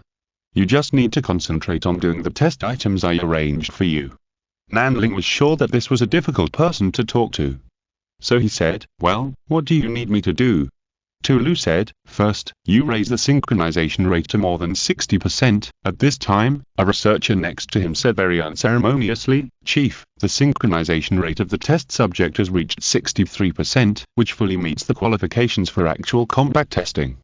Tulu glanced at Nanling, who had fallen silent, and hurriedly said, "Next, walk out of this room and enter the weapons room for simple equipment." Nanling followed the cursor that appeared in front of him and walked into another room. This room was a huge weapons warehouse, and various types of firearms were neatly placed on the weapon racks. Nanling took a look and didn't think much about it. He picked up a classic high-speed energy gun in his hand. Then he walked to the next room. This room was filled with melee weapons. There were cold weapons made of superalloys, and melee energy weapons such as lightsabers. Nanling only took a look and found an alloy spear. He put it on his back and continued to walk out. At this time, the voice of Section Chief Tulu came to his ears. "You can choose more carefully. I need to collect your data as detailed as possible." Nanling said casually, "If there is nothing I can do, then it doesn't matter." He walked to the door of this room, and there was a long passage outside. As he walked in this passage, Nanling smelled some strange smells. This mental armor actually had a very sensitive sense of taste. Nanling smelled this smell and suddenly came to his senses and said, "You actually still have living nether locusts? I will fight with living nether locusts next, right?" "Tulu, have you come into contact with nether locusts?" Nanling said, "I once explored a primitive planet with degenerate nether locusts." Tulu said lightly, "I see." Then he didn't say anything more. He seemed too lazy to talk nonsense with Nanling. Nanling doubted what position he was in Tulu's heart, a consumable in the experiment. With such doubts in his heart, he walked out of this passage. This is a structure like a colosseum. In addition to the passage he entered, there is another passage in front of him. The smell of the nether locust came from there. Tulu said, "The actual combat test will begin soon. Please tell me when you're ready." Nanling said, "Let's start." As soon as the voice fell, the fence of the passage in front of him rose directly, and then a 3-meter-high nether locust rubbed against the wall of the passage sideways and rushed out. Nanling's heart was slightly shaken. This was a very powerful primitive nether locust. He thought he would only encounter it in the nether locust disaster of the galaxy Immortal Guest, but he didn't expect to see it alive here. He couldn't help but start to wonder in his heart, could it be that what he experienced in the galaxy Immortal Guest was actually true? This kind of thing is really hard to say. He threw the energy gun aside and directly grasped the superalloy spear. He was too familiar with the characteristics of this nether locust. The strength of the energy gun could not cause much damage to this nether locust. At this time, the nether locust had rushed in front of him, and the huge claws on both sides of the huge head had clamped from both sides. Seeing this, Nanling took a big step back and rolled sideways to avoid this charge. Then he held his spear horizontally to block the chain-like tail of the nether locust. This species of nether locust has evolved its tail into a meteor hammer, which has a strong ability to break through armor and attack. Of course, Nanling is confident that he can complete the forced discharging block and then counterattack. However, bang! The spear in his hand suddenly broke. This shouldn't be at this strength. The momentum of the chain-like tail slowed down slightly, and then it hit Nanling's mentally armed chest. He only felt a dullness in his chest, and then a sharp pain came. There is actually such a clear transmission of pain, chapter 360. If you don't like me, then we'll fall out. Nanling was hit hard in the chest. Although his ability to control this mental weapon was still weak, he had adjusted his posture in the air to the best of his ability, and removed most of the impact. Moreover, the physical strength of this mental weapon was beyond Nanling's expectations. He only suffered some external injuries under such a heavy blow, and he didn't even feel the shock in his internal organs. So he immediately tried to regain his balance in the air after being knocked away. It was a pity that he failed to do this in time. He fell to the ground just when he had just regained his balance. He simply rolled over to distance himself. The synchronization rate has reached 71%, which is amazing. He is still adapting to the mental weapon quickly. He heard the exclamation of the researcher in the laboratory, and couldn't help asking, "This inferior weapon, you did it on purpose." Nanling was very angry. He didn't mind cooperating with the other party in the test, but he hated this kind of cooperation based on deception. Tulu said in a light voice. The mind armor has its own weapons. Now listen to my instructions. Concentrate your mind on your right arm, and then guide the power of the spirit core in your body. He tried to make Nanling obey his instructions, but unfortunately Nanling didn't want to listen to him at all. He deceived him on the most important weapon, and still expected Nanling to trust him. Nanling didn't bother to pay attention to Tulu's words, and then he turned sideways and dodged again before the Dark Locust rushed up. This time, the Dark Locust didn't give him much breathing time, and kept chasing Nanling to attack. And Nanling was also quickly adapting to the mind armor while dodging. He didn't want to listen to Tulu's words at all, and he thought that this mind armor didn't need to use any spirit core power at all, and its own strength were enough to defeat the Dark Locust. After dodging 3 times, Nanling finally felt that his body was not so heavy. At this time, he heard the data report in the laboratory. The synchronization rate has reached 80%, which is too dangerous. You must stop. Nanling was quite curious. Is a high synchronization rate also a dangerous thing? He didn't think there was any danger. Because his trust in this laboratory had dropped to the lowest level, Nanling directly blocked all the sounds from the laboratory. At this synchronization rate, he began to try to fight back. Although the body control was still a little bit not so smooth, at least the body could keep up with his consciousness. After dodging the attack of the Dark Locust again, Nanling suddenly controlled his ankles and exerted force suddenly, and then after a moment of sideways, he hit the side of the Dark Locust in the opposite direction like a sharp arrow. This collision was very particular, causing the body of the Dark Locust to move sideways. Nanling was familiar with the body structure of the Dark Locust. He knew that compared with the solid front, their side was not so stable. Especially when the head on the tail evolved into a heavy chain hammer, some deviation in the center of gravity was enough to make this Dark Locust temporarily out of control. In Nanling's mind, the Dark Locust was a terrifying group with infinite possibilities, but it was undeniable that its individuals were not perfect. There would always be some defects in other aspects because of the focus on one aspect of evolution. This is a strange race that constantly changes its genes and appearance at the cost of destroying the balance of self-evolution. After Nanling knocked the Dark Locust out of control with a side collision, he immediately punched it hard, hitting its side abdomen with one fist. Puff! The force of this punch was not small, causing the Dark Locust to spit out some acidic liquid directly from its mouth. Then the chain hammer of the tail also fell down quickly, trying to drive away Nanling's mental armor. Seeing this, Nanling simply changed his position to easily avoid the tail, and then continued to punch the Dark Locust's side ribs. Roar! The Dark Locust roared in pain. It turned around and wanted to find Nanling, but Nanling followed it with a nimble step and turned around, not exposing himself to the main field of view of the Dark Locust. He just stuck in the field of view and attacked quickly with one punch after another, and even if the Dark Locust tried every way to fight back, it had no effect. There were even 2 times when its tail directly hit him. Not long after, the Dark Locust lay down weakly, and even had no strength to raise its tail. Because the back of its entire body had been smashed to pieces by Nanling's punches. He proved that it didn't matter if he didn't need weapons, he could use his fists to knock down such an enemy. When the Dark Locust finally died, the passageway that Nanling came in from was opened again.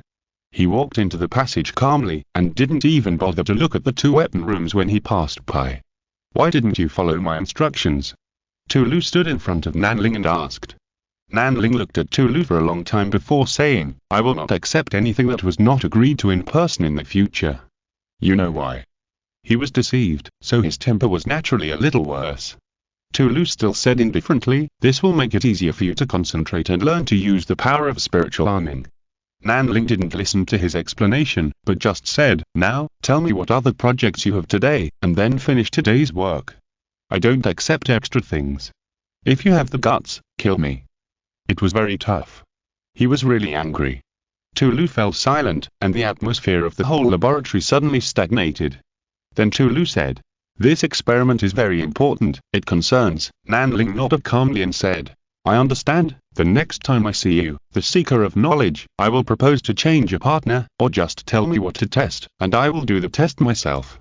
When he said this, he didn't shy away from the occasion and offended everyone in the laboratory at once.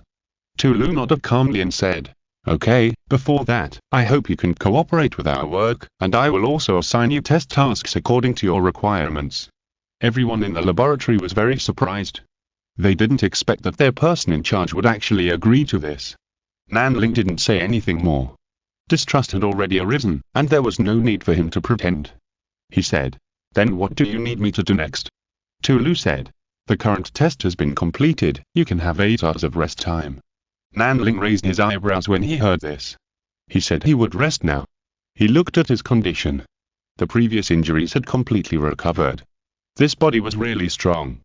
Tulu said, "We need to adjust the test plan according to your requirements." Nanling nodded, and then went to the center of the laboratory, where the psychic armor was originally placed. A researcher said, "The lounge is there." Before he finished speaking, he saw that the psychic armor attached to Nanling's consciousness suddenly swelled up, knelt on the ground, and then slowly knelt down and straightened his body. Everyone was stunned, because the posture of the psychic armor at this time was exactly the same as the original state at the beginning. A researcher said, "The consciousness reaction in psychic armor 005 completely disappeared, he left." This is impossible, his last synchronization rate reached 89%, how could he be so easily detached from consciousness? Tulu's face was slightly relieved, and then he said, "It seems that the Seeker of Knowledge has indeed sent me an excellent candidate. If you're listening to this novel on a channel other than Fanfic World, it means they downloaded and uploaded it without effort.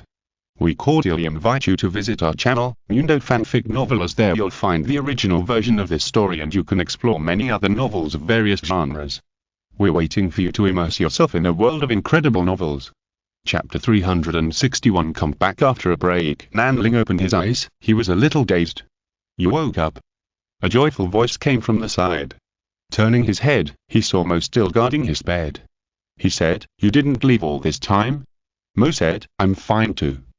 I wanted to accompany you for a while, but I didn't expect you to wake up so soon." Nanling asked, "How long has it been?" Then he confirmed the time himself and said, "It turned out to be just over 2 hours. I slept for more than 2 hours." He felt a little tired. For him, it was like having a very tiring lucid dream, and his mental exhaustion was not small. Mo said, "What's the situation over there?" "What did you do?" Suddenly she realized something and said, "You'd better not say it. That's the business of the Seeker of Knowledge. It should be kept secret." Nanling shook his head and said, "It's just testing a new type of biological armor. I feel that the 2 tasks with the Galaxy Fairy should be related." Nanling said briefly without revealing more. Mo nodded and said, "I'm relieved."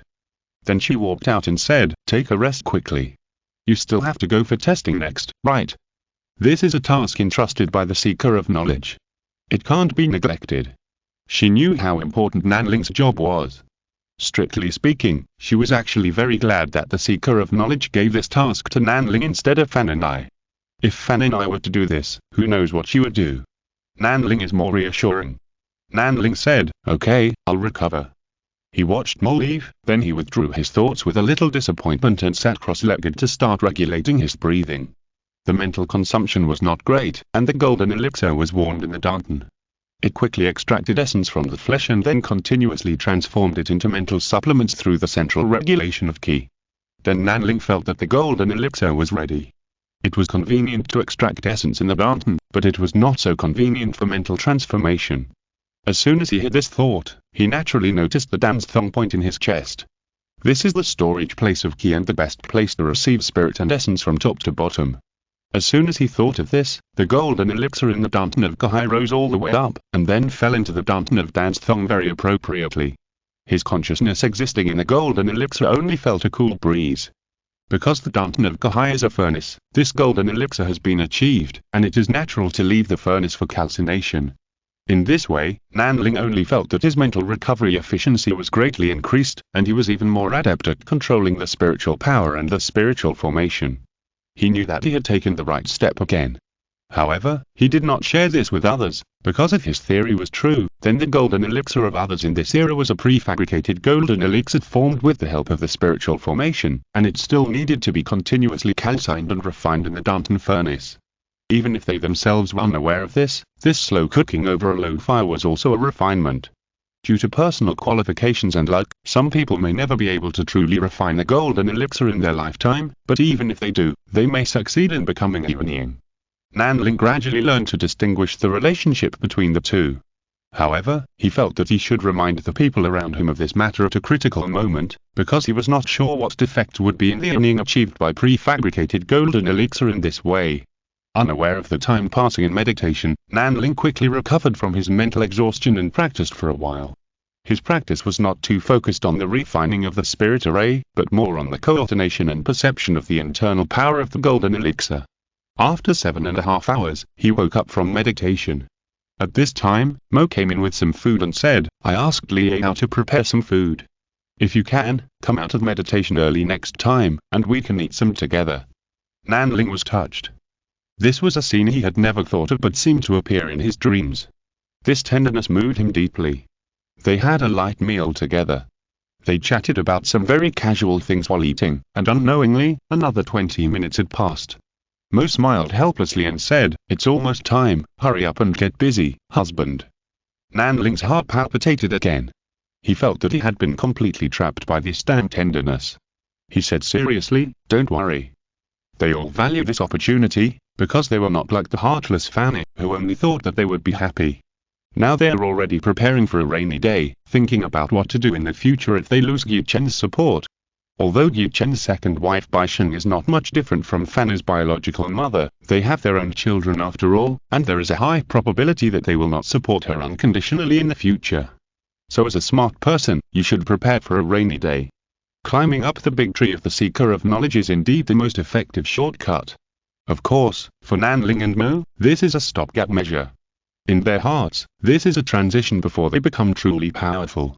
He said goodbye to Mo, then simply sat cross-legged, and put on the consciousness transmission device. Mo watched quietly from the side, and then said, "It may take a little longer this time, please help me take care of him, Sister Liji." Liji said, "Don't worry, I know about this kind of thing, but what you are going to do next may be dangerous." Mo said, "What kind of danger can it be? They are just some fate assassins, they are very fragile in front of me. They dared to assassinate my husband when I was in seclusion, and now they're still unwilling to stay in Jumton Space Station, they are dead." Liji was secretly shocked when she heard it, thinking that her own kind were really unlucky and had offended the existence that they should not have offended. After all, Mo is a genius electromagnetic controller, and is the biggest nemesis for digital life. Nanling's consciousness woke up again in the all-metal room. He floated to his laboratory, and then saw Tulu and other researchers who were busy again. He ignored the strange looks of these researchers when they saw him, but just floated directly to the mental arm kneeling on the ground, and got in at once. Because of his previous experience, he quickly adapted this time. A researcher said, "The synchronization rate is 80%, 83%, 87%, 90%. It's amazing. It's even higher than the synchronization rate when he was offline before. How did he do it?" However, Nanling did not move. He still knelt calmly in the same place, naturally producing a kind of classical charm. He was feeling the great power in his body. Last time he found that this power was strange. Now that the synchronization rate has reached such a high level, he can feel the difference in this power in his body. This power, which Tulu called the power of the spiritual core, is very flexible. It seems to be able to constantly change its form and be blessed according to his will. But some aspects make him feel quite rigid, and it is not really going well everywhere. This is a bit like spiritual power, but it is completely different from spiritual power. It is a bit like a processed spiritual power. He quietly comprehended it and didn't speak. Anyway, if Tulu didn't speak, he wouldn't speak either. He started to compete like a child. Chapter 362. The Willful Madman. Nanling was so quiet that he didn't know how long he had been thinking. Tulu finally couldn't help it. He came to Nanling and said, "Our progress has slowed down a lot." "If you continue to be so willful," Nanling interrupted calmly, "I have been waiting for you to give me today's test tasks." Tulu took a deep breath and was a little angry at Nanling's behavior of putting the blame on him. Then he turned cold again and threw a light screen in front of Nanling and said, "This is all the test content this time. You'd better be able to complete it." Nanling ignored him, just glanced at the light screen, and then repeated the first item at the top of the light screen. "Master the Spirit Core Blade." As he said this, he mobilized the Spirit Core power in his body with his mind and gathered it in his right hand. There is a unique device here that can help condense and shape the Spirit Core power. The next moment, a 1-meter-long pure white light blade popped out from the back of his right hand. "Is this the Spirit Core Blade? But what is considered mastery? You didn't explain it clearly," Nanling said. Tulu's eyes moved slightly and he said, "It's ready."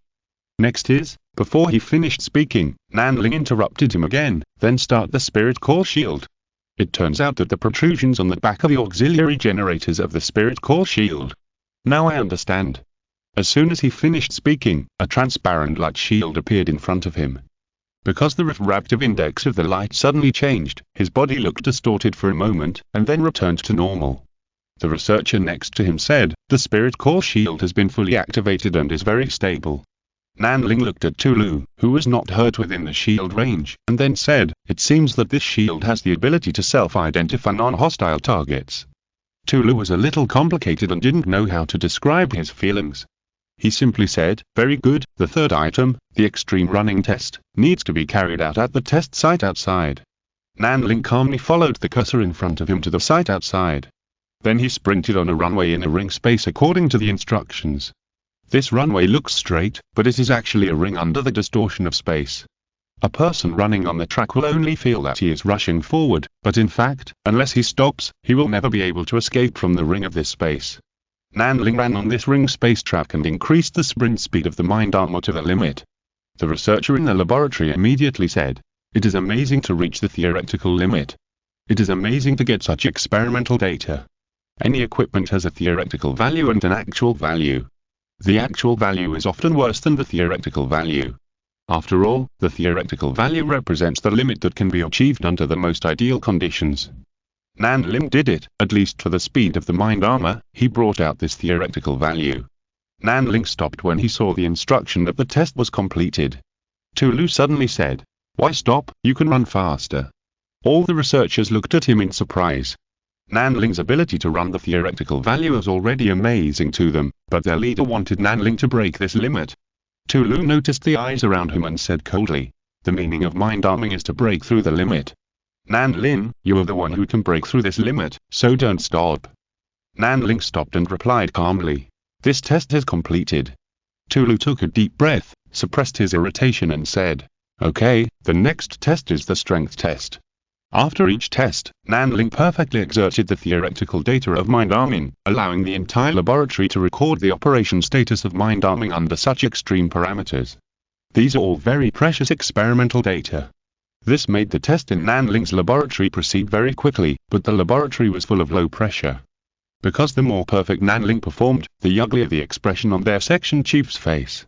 Finally, when Nanling completed the last item on the list and walked back as if no one was around, Tulu's gloomy face suddenly reached its peak. He said to his subordinates, "Open the restraint device." The researcher's eyes showed a look of astonishment, as if Tulu was doing something very dangerous. Tulu glanced at him and said, "What are you afraid of? At most, I can just give him a punch. Changing my body won't affect my ability to use my brain." The researcher was helpless. Nanling returned to his seat and prepared to return to his consciousness. However, he was a man of rules, so before returning to his consciousness, he asked, "When will you come next time?" Tulu didn't answer. Nanling looked over curiously and asked, "Why, is the experiment over?" Tulu still didn't answer. Nanling realized something this time. He looked at Tulu with a cautious look, and then said, "Are you going to do something back to me again?" Tulu said this time, "If you can cooperate with my work well, I don't want to do this either." Nanling suddenly understood something, and his consciousness immediately tried to leave this body. As a result, he never expected that his consciousness was pressed tightly in this body and he couldn't get out anyway. He calmed down, knowing that it was meaningless to try randomly at this time. So while sensing something wrong in his body, he said coldly, "Are you trying to force me to follow your arrangements in this way?" Tulu said calmly, "As long as you meet my requirements, I will naturally let your consciousness go back." Nanling clenched his fists and said, "Aren't you afraid of my counterattack if you do this?" Tulu said, "If you really plan to mess around, the laboratory's security system will be activated, and you can't do anything." Nanling unclenched his fists and said, "Then it seems that I really can't mess around." Tulu rarely showed a satisfied expression and said, "Very good, at least you didn't foolishly challenge the security system here." Nanling felt that he might be a fool in his eyes. This is the Foundry's laboratory. How could he possibly provoke the Foundry's security system? However, Nanling did not give in to Tulu. He stood straight and said calmly, "Have you considered the consequences of doing this? Although I don't know how you manage it, I know that it is taboo for you to do this." Tulu said lightly, "You don't need to worry about this." Hilly. Nanling suddenly chuckled and said, "It seems that you are the kind of guy who thinks that you can do whatever you want because you are talented. I don't know to what extent the founder can tolerate your willful behavior." Tulu did not speak. He just looked at Nanling with doubts, as if he could not understand what Nanling meant by saying this. However, the next moment, an experimenter exclaimed, "No, his consciousness is collapsing and collapsing. Is he crazy? Why did he commit suicide?" Tulu was extremely shocked. He hurriedly took 2 steps forward to the front of the mental armor, but found that the mental armor had lost control and was in a silent state. However, unlike the previous time when it automatically knelt down when it was silent, this time it stood straight. Tulu's face became very ugly. This was a situation he never expected. But he quickly regained his composure and said, "Send a notice to the seeker of knowledge, and ask him to provide another test subject." In the laboratory, the researchers looked at each other with difficulty, and were already very resistant to Tulu's behavior. None of them moved, because this matter was too big, and they felt that no matter how much Tulu was valued by the caster, he could not bear it. Chapter 363 That person must be too bad. Nanling suddenly woke up from his meditation, and his first reaction was to cover his head and groan. It hurts so much. It was as if his brain juice was drained out all of a sudden. At the same time, he was really tired, and he couldn't think of any extra thoughts. He wanted to sleep, but he couldn't sleep at all because of the pain in his head. He knew that his spirit was severely damaged. After all, a large part of his consciousness collapsed directly, which was definitely a serious injury. But there is one thing to be thankful for, that is, his main body of consciousness has always remained in the golden elixir, so even if he suffered such a severe injury, he was safe and sound as long as his main body of consciousness was fine. At this time, his consciousness returned to the golden elixir, and he felt much better. Although he felt very uncomfortable physically, he felt much better after the feeling of being separated by a layer came out. A stream of ki soon flowed out of his golden elixir and merged into the spiritual acupoint between his eyebrows to nourish his spirit. This made him feel much better soon. At this time, Liji's voice sounded, "Do you need me to notify others for you?" Nanling was a little surprised, and then said, "Sister Liji understands me. Don't notify others for the time being. This is just some physical discomfort of mine and I will recover soon." Liji replied, "Okay, then I will hide it from Mo for the time being." Nanling heard something, and he asked, "Did Mo go?" Liji did not hide it, she said. "Mo went to find trouble with those fate assassins. As my control over the space station becomes more and more firm, I have already circled out their locations. It is always a trouble for that kind of thing to stay in our territory. You don't have to worry. Mo kills them like killing chickens." Nanling still said with some concern after hearing this, "I still have to ask Sister Liji for backup. The Fate Silent and the Fate Assassins have existed for tens of thousands of years, and no one knows what mysterious means they have." Liji said unhappily, "I think you should be the one who needs to worry. If Mo comes back and sees you like this, I don't know how worried he will be." Nanling also realized this, and hurriedly closed himself off and tried to regulate his breathing. However, his loss this time was really a bit large, but it was not without benefits. The most direct point is that the mental power he generated again after such loss became more tenacious and powerful, and his understanding of the inside of the golden elixir was also further advanced. Perhaps it was this process of slowly recovering from weakness that made him understand some of the wonderful changes in the golden elixir. The chaos in the golden elixir was indistinguishable, but it was the ultimate condensation of the concept of its own existence. The essence and ki were combined and entangled in the spirit, and were faintly evolving in a certain direction. However, this evolution process was extremely slow, and it still needed constant nourishment and replenishment from the outside world to continue to advance. And Nanling's huge loss at once actually interrupted or even destroyed the part that had just begun to evolve, so that the power in the golden elixir had to be used to feed itself. Nanling suddenly realized that the power in the golden elixir could not be used casually. This was his fundamental power, the key to improving his own life level, not a tool for competing for strength and fighting. Thinking of this, he suddenly felt a little annoyed that he had confronted Tulu so hard. This would not damage his foundation, but his previous accumulation would be in vain, and the changes that had been nurtured in the golden elixir would have to start all over again. He felt very distressed, but he could do nothing about it. He could only meditate quietly and accumulate. After 3 hours of seclusion, Mo ended her actions and returned. Liji said, "Mo is back, what are you going to do?" Nanling said, please tell her that I just came back, but I am a little exhausted and am in seclusion to recuperate. This was not a lie, but just to make Li Ji ignore his initial weakness. Li Ji said, I really miss you, is it okay for you to lie like this? Nanling said, how can this be a lie? I just don't want her to worry too much. Besides, I'm really fine. Li Ji nodded and said, it's okay to make things right for you, but what about the mission of the Seeker of Knowledge? Looking at you like that, it should be a failure, right? Nanling thought about it and wanted to say something. Finally, he said helplessly, okay, we can be honest with Mo about this. After all, this is something we have to face together. It's really a failure. We should keep a low profile in the future. It won't be too late to be unbridled when our strength is up. To be honest, their team can't be said to be weak. All members are either Jindan or digital life. This configuration is already extremely high. After all, Li Ji is the person Nanling trusts the most. She didn't undermine Nanling. And Nanling also retreated for another 2 days before finally recovering his physical condition. Mo had been waiting for a long time at this time. When she heard that Nanling had come out of retreat, she hurried in and said, what's wrong, did you fail your mission? Nanling smiled awkwardly and said, I think the work is going well.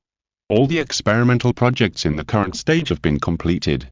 But I had a falling out with the project leader over there, and I shouldn't have anything to do in the future. Mo was a little surprised when she heard this, and then said, isn't your project leader too bad? Nanling looked at Mo in surprise. Is he so confident in him? Mo seemed to see Nanling's doubts, and smiled gently, don't I know your temper? I really can't imagine how bad someone can be to make you so angry. So it's definitely not your fault, it must be that the project leader is too bad. Nanling's heart melted all of a sudden. This kind of unprincipled and unreasonable trust made him completely sink. He said, yes, that person is too bad, I don't want to work with him anymore. He became happy, and Mo didn't ask more about what happened during the test, but just casually talked about the interesting things that happened in the Juntan space station recently. As for such a small matter as killing the Destiny assassin, not worth mentioning. Do you know what the Parliament has been discussing all day long recently? They are arguing about how to deal with the hundreds of boys and girls found in the house of the demon Senator Yijbel, because this matter has attracted the attention of many people and no one wants to be involved in these troubles. Mo said and mocked the low efficiency of the Parliament. This kind of thing actually has to be voted on at 4 meetings. It really makes people doubt what the federal Parliament can accomplish. Nanling pondered for a moment and said, how about the next time they hold a meeting, we will pass a message over and let Fan Olin take them in. Mo asked in surprise, how are you going to settle them? Nanling said, aren't there some planets for the production of basic food ingredients in the industry of food first? Just put them there and let them work and live with the AI workers. Mo nodded, knowing that this was her husband's kindness again. She said, I'll take care of this matter personally. By the way, you must be very tired. Let's eat something together and then rest quickly. Nanling nodded, then remembered something and said, well, I also want to share with you what I have gained from my practice. I found something interesting. You may find an opportunity to adjust the position of your golden elixir. Mo was surprised and said, adjust the position of the golden elixir. She was really surprised. But seeing Nanling smile again, she also showed a doting smile and said, okay, have a good rest first and I'll wait for you to tell us. The first 2 chapters are out, so this chapter is out of order. I can only, helplessly, update tomorrow's volume today. Chapter 364 New Person in Charge. P.S. There is a problem. The scheduled release of 2 chapters tomorrow has been released now. Nanling's life seems to be extremely comfortable. He shares his cultivation experience with everyone from time to time, so that Mo and Fanny also realize that their golden elixir may still be adjusted, but it is still a little short of the heat. Mo's previous work as a Fate Assassin has become a topic of conversation recently. Nanling likes to see Mo talking confidently, and pulls Fanny to be a supporting role. Fanny can't help but say to him, it's rare to see Mo like this, she is so beautiful. Nanling became alert. Although he doesn't mind sharing Mo's beauty with Boss Fanny, when a girl shows up averted expression, there is a problem. Is this guy serious about stealing his wife? But what they're happiest about should be changing into the ancient costumes designed by themselves, and then happily shopping outside together, receiving the amazing eyes of the whole street. This is the door to a new world that Nanling has opened for them. Which girl doesn't like to be beautiful? And it's this kind of beautiful clothes full of classical charm. Anyway, their figures of shopping in hand have become a beautiful scenery on the Jumton space station. Just like this, 5 days later, a strange communication suddenly found Nanling. Nanling was quite surprised, because normal communication could not reach him, because few people knew his communication method. He hesitated for a moment, but still chose to connect. A figure in a familiar uniform appeared on his retina. Nanling's face turned cold at the time and said, "Why doesn't Tulu come to me himself?" The man said timidly, "Hello, Mr. Nanlin, I'm Jiryu, the new person in charge of this laboratory. Lord Tulu is no longer responsible for your project." Nanling knew what was going on when he heard it. It seemed that this was the way the Foundry dealt with Tulu. Transferring from the original laboratory was also the most likely thing that Nanling had imagined. He looked at this Jiryu curiously and said, "Are there any tests that have not been completed?" Jiryu said, "Well, Mr. Nanling only completed the first phase of the test before, and the second phase of the test has not yet started. Also, because Mr. Nanling's mental armor has undergone some changes and is highly valued by the two masters, the caster and the seeker, I hope you can come back and retest the content of the first phase." However, this Jiryu seemed very timid. He said, "Of course, if Mr. Nanling still needs to rest, you can rest. I just hope you can come back after you have rested. We will definitely cooperate with you in our work." Although this Jiryu looked very timid, this attitude made Nanling feel comfortable. Tulu was very strong. In his opinion, Nanling was cooperating with him. But this Jiryu knew his position very well. He was not complacent at all as the head of the laboratory. Instead, he kept his attitude very low and thought he was cooperating with Nanling. Nanling is a person who is soft-hearted and not hard-hearted. He said, "I'll contact you later." Jiryu seemed very happy to hear that. He said, "Okay, thank you Mr. Nanling." Nanling ended the call. Mo, who was holding a paper umbrella and acting like a lady, suddenly realized something and said, "Going to work again?" Nanling nodded and said, "Well, there is a new leader over there, and they want me to fill in some data." Mo asked worriedly, "How is the person this time?" Nanling said, "It's hard to evaluate, but the initial contact seems okay, so I decided to give it a try." Mo nodded and said, "Okay, then you go back quickly, I'll accompany Fanny for a while and then go back." Nanling said, "It doesn't matter, I'll accompany you for a while and then go back. There's no rush." He smiled and accompanied Mo for a long time. His current tailor skills are also more advanced, and with the help of the intelligence core, he actually made himself a flying fish suit, which looks capable and handsome, and the effect is very explosive. Mo and Fanny dressed themselves up as weak and frail young ladies, walking in lotus steps and pretending to be happy. When it was time for dinner, they had dinner, and then Nanling came to the retrieve place to prepare for work. The next moment, his consciousness crossed an endless distance and came to the room full of metallic colors again. He looked down at his consciousness body and felt that it looked more solid at this time. This change is a good thing, but the price is too great for him. He doesn't want to exchange these enhancements at the cost of his golden elixir progress. He floated out of the door. Only after leaving this room can he use the characteristic of a power that can pass through anything. Who knew that as soon as he went out, he saw a person running over breathlessly. Mr. Nanling." He greeted him panting. Nanling said in surprise, "Jiryu? Why are you here?" "This is Jiryu, the new head of the laboratory."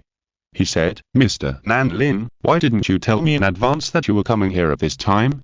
Nanling laughed and said, "After all, I have been here twice. Do I need you to lead the way for me?" Jiryu nodded and said, "Yes, I have something I want to show Mr. Nanling." He carefully observed the expression of Nanling's consciousness, and then said, "The main reason is that I think we will be partners in the future, so I want to introduce you to the various works being done in this laboratory. After all, this laboratory will also be your laboratory in the future." This Jiryu is very good at talking. Anyway, Nanling was very happy to listen. He looked at Jiryu and nodded and said, "Okay, I also hope to be a part of this laboratory." Jiryu showed a happy look when he heard it, and then took Nanling to visit the laboratory. They first came to a special casting room, where a long curved blade was being forged intensively.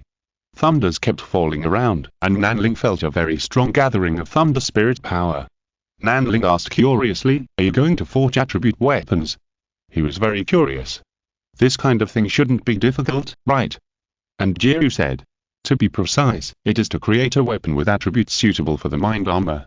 Mr. Nanling is so powerful, he must have discovered the vast spiritual core power in the mind armor, right? Nanling nodded and said, "That's right, it's different from spiritual power, it seems to be more inclined to material properties." Jiryu said, "That's right, so the use of this power is not as convenient as spiritual power, it requires specific equipment to stimulate, just like the previous spiritual core blade."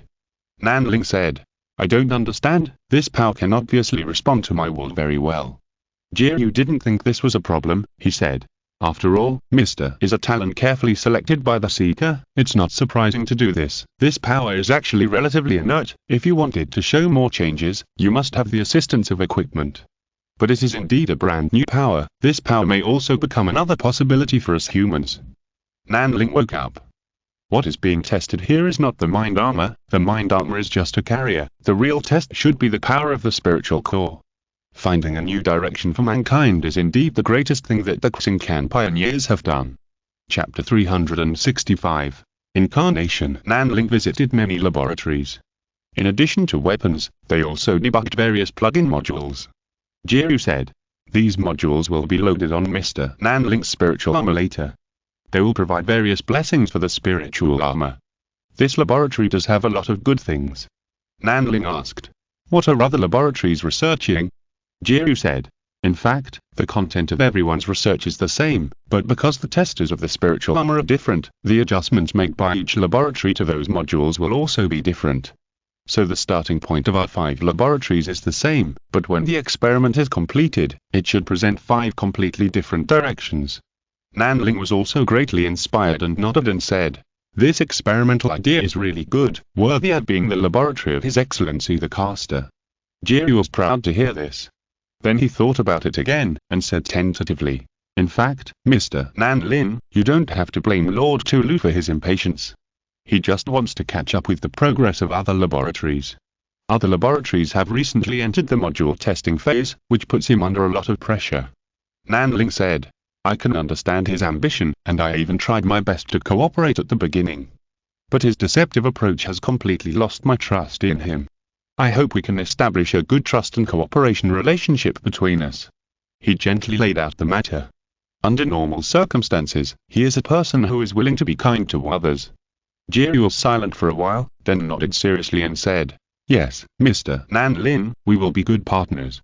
Then he said, "Now let's go back to the main laboratory. It's time to start a new test." Nanling nodded. They walked towards the main laboratory again. Nanling did not pass through the wall, but kept floating beside Jiryu, taking care of his actions. Jiryu noticed this and looked a little surprised and touched. Nanling returned to the laboratory again. The researchers inside looked at him with a very strange look, as if they were looking at a monster. Jiryu was very sensitive to this. He immediately explained, "After all, everyone saw Mr. Nanling's consciousness collapse before. It's really unexpected to see you here now." Nanling smiled and said, "I don't want to try this again. Although I won't die, it's really uncomfortable." The researchers all showed surprised looks. They found that Nanling was actually very easy to talk to. He didn't show any impatience because of their strange looks. It's different. Everything feels different after changing a leader. Tulu's workability is undoubtedly better than Jiryu, but Tulu also brings tremendous pressure to the entire team. Unlike Jiryu, he has only been in office for 3 or 2 days and has brought a lot of relief to this team that was originally under heavy pressure. Nanling ignored these things. He came to the mental armor and stopped, revealing a look of surprise.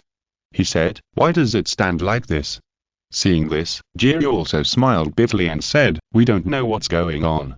It has been like this since you left last time. Anyone who gets close will be attacked. It can't access other consciousnesses either." Nanling was surprised when he heard this. He thought this might be one of the reasons why Tulu was punished. He came to the mind armor curiously. Compared with before, he felt more intimate at this moment. Suddenly, he felt a sense of mind connection even before he entered the mind armor. He tried to raise his hand. The hand of the consciousness body raised up, and the mind armor also raised a corresponding arm. It seemed that there was a mysterious connection between the two sides. Nanling became interested, and he entered the body of the mind armor all of a sudden. This time the feeling was really different, and it was not much different from the feeling when he returned to his own body. At this time, a researcher exclaimed, "The synchronization rate is 100%, how is this possible?" Nanling himself was also surprised, because the synchronization rate he had previously achieved at most was 91%, which was already the limit. After all, this body was not his original birth. But now it has reached 100% all of a sudden, which is very surprising. At this time, Geo explained, Mr. Nanlin, generally speaking, our experiments will control the synchronization rate below 80%, because if the synchronization rate exceeds 80%, the test subject's consciousness will become dependent on the mind weapon, and it will be difficult to return to the original body. And the 80% synchronization rate can theoretically mobilize 30% of the spiritual core power of the mind weapon, which is enough for our experiment. Like Mr. Nanling's previous 91% synchronization rate, theoretically it can mobilize 55% of the spiritual core power, which is certainly very good for the experiment, but I am really worried that there will be problems when Mr. Nanling returns to his original body. And now the 100% synchronization rate, theoretically the best case can mobilize all 100% of the spiritual core power, but it will also make you completely regard this body as your original body. Nanling himself was a little stunned. Isn't this equivalent to him having an extra inhuman external incarnation? This is a bit interesting. It is even possible that if his body suffers some irreversible damage, he can completely use this body to continue to exist. He lowered his head to sense the state of his body, and then he understood why this happened. His consciousness had previously dissipated in this body, and it turned out that this body was filled with fragments of his spiritual power. These fragments did not dissipate under the power of the spirit core, but instead formed another more material spiritual fragment. These spiritual fragments continued to play a unique role in the body of the mind-armor body, which could assist his will in controlling the body, which made the synchronization rate easily reach 100%. Nanling now remembered the saying of 3 souls and 7 spirits in his previous life. At this time, he felt that his spirit was in this mind-armor body. However, thinking of what Jiryu said about escaping from the difficulties, he suddenly paused, and then the consciousness body floated out of this body again. He said, "It seems that there is no problem." Nanling knew that this should be a problem of cognition. His main consciousness was always in the golden elixir of the main body. Even the main body felt alienated, let alone this new body. Jiryu only knew how to praise. Mr. Nanling is really gifted, so I can rest assured. I believe that with a tester like you, the progress of our laboratory should soon catch up with others. Nanling was flattered by his flattery, and then returned to his mind and said, "Okay, let's start testing the project." A series of test projects immediately appeared in front of him, all of which had been tested before. Jiryu said, "Sorry to bother you, I have to do it again." Nanling looked at it and asked cheerfully, "How many nether locusts do you have? Just test them all at once in the battle, so that the efficiency can be higher." Everyone in the laboratory had a subtle feeling, because Tulu had previously coaxed Nanling into conducting actual combat tests in various ways, and even had a quarrel with Nanling for this. But now Jiryu didn't say anything, and Nanling brought it up first. Chapter 366 Spiritual Core Evolution. Nanling decided to cooperate with the work of the poor Jashu. For some reason, he felt that he looked pitiful when he looked at this person. Isn't it just to retest the performance of the spiritual weapon? This is simple. Just fight a good game. In this way, the data will be in place in one step, and it can also show that it is not that he does not cooperate, but that the previous person in charge is too rubbish. He knows those big guys too well. No matter how kind and easy to talk to, they are more concerned about the results they want. As for what happened in the process, it is a waste of the big guy's energy to pay attention to these things. And what happened before was actually a loss for Nanling and Tulu, because for the big guys who valued the results more, no matter what happened in the middle, they did not see a good result. So even if the Seeker of Knowledge is willing to support Nanlin, perhaps the opportunity to come again is also fought for by the Seeker of Knowledge, but for Nanlin, he has already lost a lot of points in front of the big guys. But it doesn't matter, he just needs to add back these lost points. And for the big guys, what is more important than the progress of the experiment that they care about? Even if the experimental project fails or the results are not very good, he does not have to cling to the Seeker of Knowledge. Jiryu asked in surprise. Mr. Nanling is very opposed to actual combat testing. Nanling said cheerfully. That's because if it was an actual combat test before, I don't know how many traps Tulu would set for me, but if it was you, I would believe you. No matter whether it is useful or not, let's do it first. Jiryu was really touched. He said, "Don't worry, Mr. Nanling.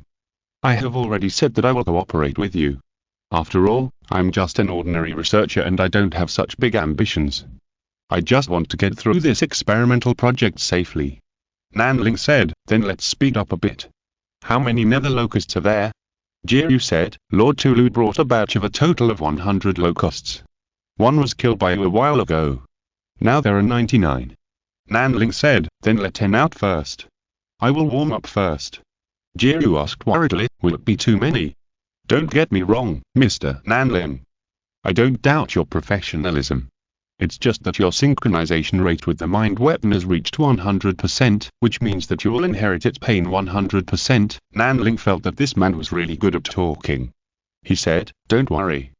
If you can't hold on, don't you have someone to help you from behind? He continued to peer. Who can't say nice words? Jiryu seemed to be moved as well. He quickly said, I understand. Please go ahead, sir. Nanling felt a little strange. Why did he feel like he was asking someone to die?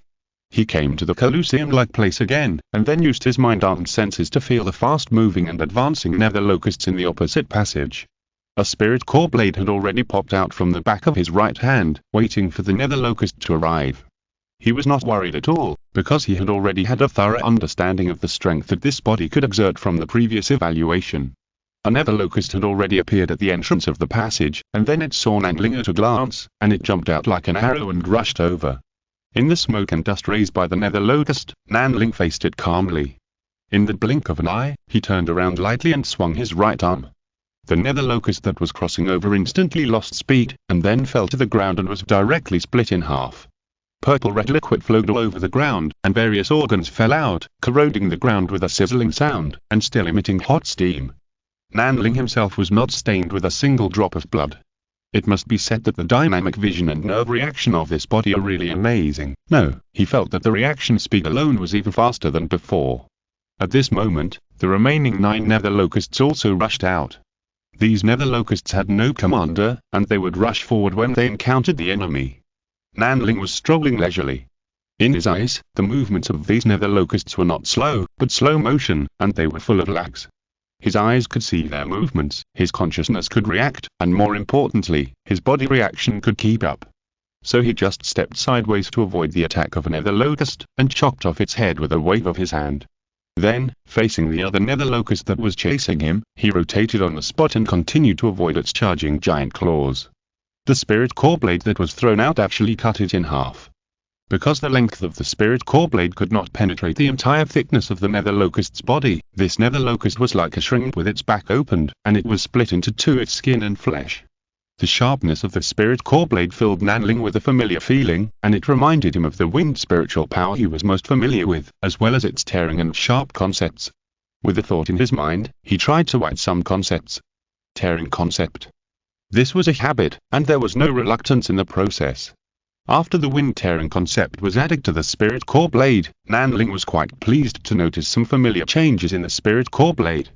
First, the spirit core power that was still somewhat inert, which was shaped by the device, suddenly became active, and even had a feeling of wind spiritual power.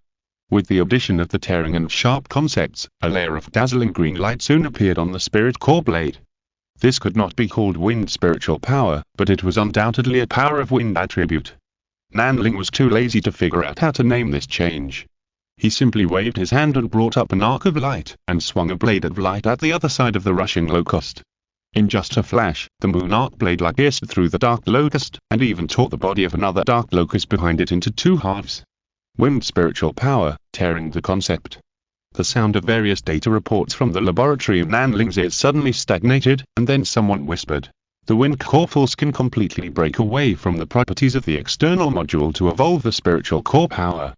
Nanling chuckled, and then waved his right hand 3 times in succession, and 3 moon arc blade lights swung out in succession, cutting the remaining 5 dark locusts like cutting melons and vegetables. This is the power of this body, too powerful. Nanling was even a little intoxicated by this power for a while. Fortunately, he quickly woke up. Because this body is indeed very strong, he only activated a small part of the power in his body and it seemed quite invincible. But it is not his body after all, and the practice of the body is a higher limit. So he stopped rationally and said, Jiryu, is the data collection okay? Jiryu's voice was a little trembling. He said, not much basic data was collected, but the nerve reaction exceeded the theoretical value. But sir, you can actually use the spirit core blade to evolve the wind attribute into wind core force directly, which is amazing. Nanling asked curiously, this is not right, is there no Jindan stage candidate among your testers, and no one understands the concept of spiritual power? Jiryu was at a loss. What is the concept of spiritual power? Very good, he fully demonstrated with his strength that he was able to become the head of the laboratory by luck. Nanling was helpless, knowing that he could not ask anything in this regard. He could only say, then let's continue with all the basic tests. Jiryu said, what basic test, sir? Go back and rest first, I will report to the higher-ups, and just go directly to the advanced test. I think it is the biggest crime to waste Mr. Nanling's precious time on meaningless basic tests. This kid speaks so nicely. Nanling liked these rebellious words very much, so she nodded and said, okay, then I'll go back and wait for your good news. Then she returned to her parking position, and then she withdrew consciously. At this time, the armored man found that the mental armor was still standing upright, and suddenly he said, quick, find a chair. A chair was placed behind the mental armor, and at this time, the mental armor slowly sat down. The mental armor that sat down seemed particularly quiet, which made everyone in the laboratory feel particularly relieved. Previously, it stood there upright, as if it would suddenly attack and hurt people at any time. P.S. Very good, the bug appeared again, can't it be updated regularly now? Chapter 367. Mind interferes with reality. Nanling went back to rest for a while. This time he felt refreshed and full of pride. He was not too tired. It seemed that his mental strength had indeed become much stronger after a destructive experiment. It was a kind of gain. However, Nanling was really curious about the power of the spirit core. From what Jiryu said, it seemed that he had done something that others could not do. But is it really so difficult to transform the power of the spirit core? He couldn't figure it out, so he began to wonder if there was anything special about his mind. Everything is afraid of being thought about, especially Nanling's thinking. So Nanling's mind was so jumpy that he pulled Mo's skirt, making her feel embarrassed and annoyed. She clenched her fists but couldn't bear to beat him. Then he pulled Fauna's athage, making her look fierce and want to bite this guy hard. If it weren't for the fact that Nanling was preparing lunch for her, she would have punched him anyway. Then the divine consciousness climbed onto Li Ji's spiritual crystal body, making it shiny here and there, making Li Ji angrily say, Xiaonan baby, if you're interested in this body, just move it back to your room to play with it. Why do you have to tease it in public? Nanling smiled and didn't respond. He was thick-skinned now, and it didn't matter if the old lady teased him like this. But Mo couldn't stand it. She said, what are you doing?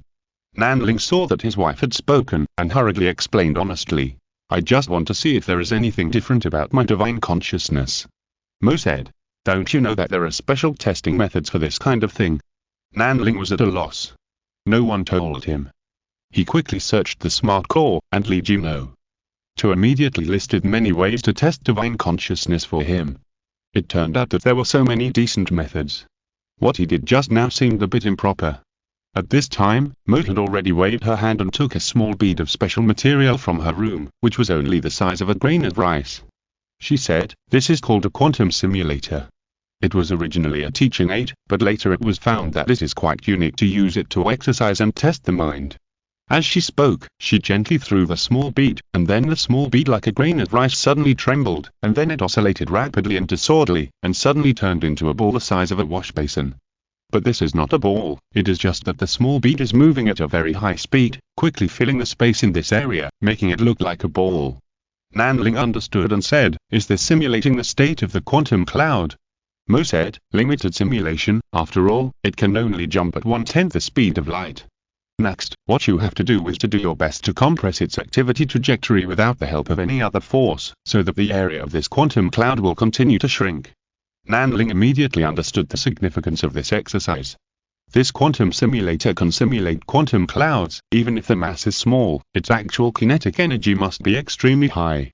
If it can be suppressed with the mind, then it will naturally be able to reflect the strength of the mind. He immediately tried to wrap the quantum cloud with his divine thoughts, and then wrapped it from all directions and pressed it towards the center. Seeing him start to try, Mo continued, the current state of the quantum cloud actually symbolizes the energy state of matter, or the chaotic state of elementary particles. and you exert pressure on it with your divine thoughts, which represents the influence of the cultivator's divine thoughts on matter, her work suddenly stopped, because right in front of her, the quantum simulator quickly and steadily returned to the size of a grain of rice, and there was no sign of movement. Nanling said with enlightenment, "If I can stop it from moving, does it mean that my divine thoughts can interfere with reality?" Mo tried to touch the small bead with her divine thoughts, and found that her divine thoughts collided with a powerful divine thought that was difficult to shake, which shocked her. She said, "Your divine consciousness is too strong, how did you train it?" Nanling couldn't help but feel proud after hearing this. He said, "I was just getting started at the time, and I didn't know any good way to improve myself. I could only rack my brains to find something to do. I just competed with my intelligence core every day, and slowly it became like this." Mo didn't know whether to laugh or cry when she heard this. It turned out that Nanling's divine consciousness strength was earned through hardship. She said, "No wonder you have such a strong divine consciousness." Nanling still felt that something was wrong. His divine consciousness strength was stronger, but he felt that this was not the fundamental reason. Because he didn't use much effort to activate the power of the spiritual core, that is, he didn't need to use his divine consciousness strength at all. This seemed to be a more fundamental power hidden in the depths of his divine consciousness. He began to calm down and slowly think about the spiritual power he had come into contact with and compare it with the power of the spiritual core. Taking the wind as an example, he came to the roof of the fan molding building, sat on the parapet on the roof, and reached out to grab a wisp of wind. He grabbed another bubble of spiritual power from the wind. Spiritual power is like this, quietly hidden in all things. It is so flexible, as if it can change at any time due to external influences. This wind spiritual power soon became full of sharpness under the blessing of his divine mind. But this change is not permanent. When he turned the concept of sharpness into flow, this wisp of wind spiritual power gently spun and flowed between his fingers. Then it was given the concept of swiftness, and it became swoosh. Then it was blessed with the concept of violent, and a small storm appeared at the fingertips of Nanling. But then it tried the concept of flow again, and it became obedient and peaceful again. This wisp of wind spiritual power in Nanling's hands can be said to be ever-changing and moving at will, which is very magical. And his understanding of spiritual power is that this power is the power of the transfer and transformation between the concept of God representing the world and the substance representing essence. There is no doubt that it points directly to the origin. So what about the power of the spiritual core? Nanling suddenly remembered the human body's essence, energy and spirit. Essence can be transformed into ki, so can the material in this world be transformed into spiritual power? Yes, Nanling even has many successful cases. Can't the spiritual treasures he forged switch between the material state and the spiritual power state at will? Thinking of this, Nanling suddenly felt something. It seems that the power of the spiritual core is very similar to his 2 wings and 1 gun. Similar, but different. Now he has come to his senses. The mental weapon is just like a human-shaped spiritual treasure. And the so-called spiritual core power also has a feeling of spiritualization of spiritual treasures.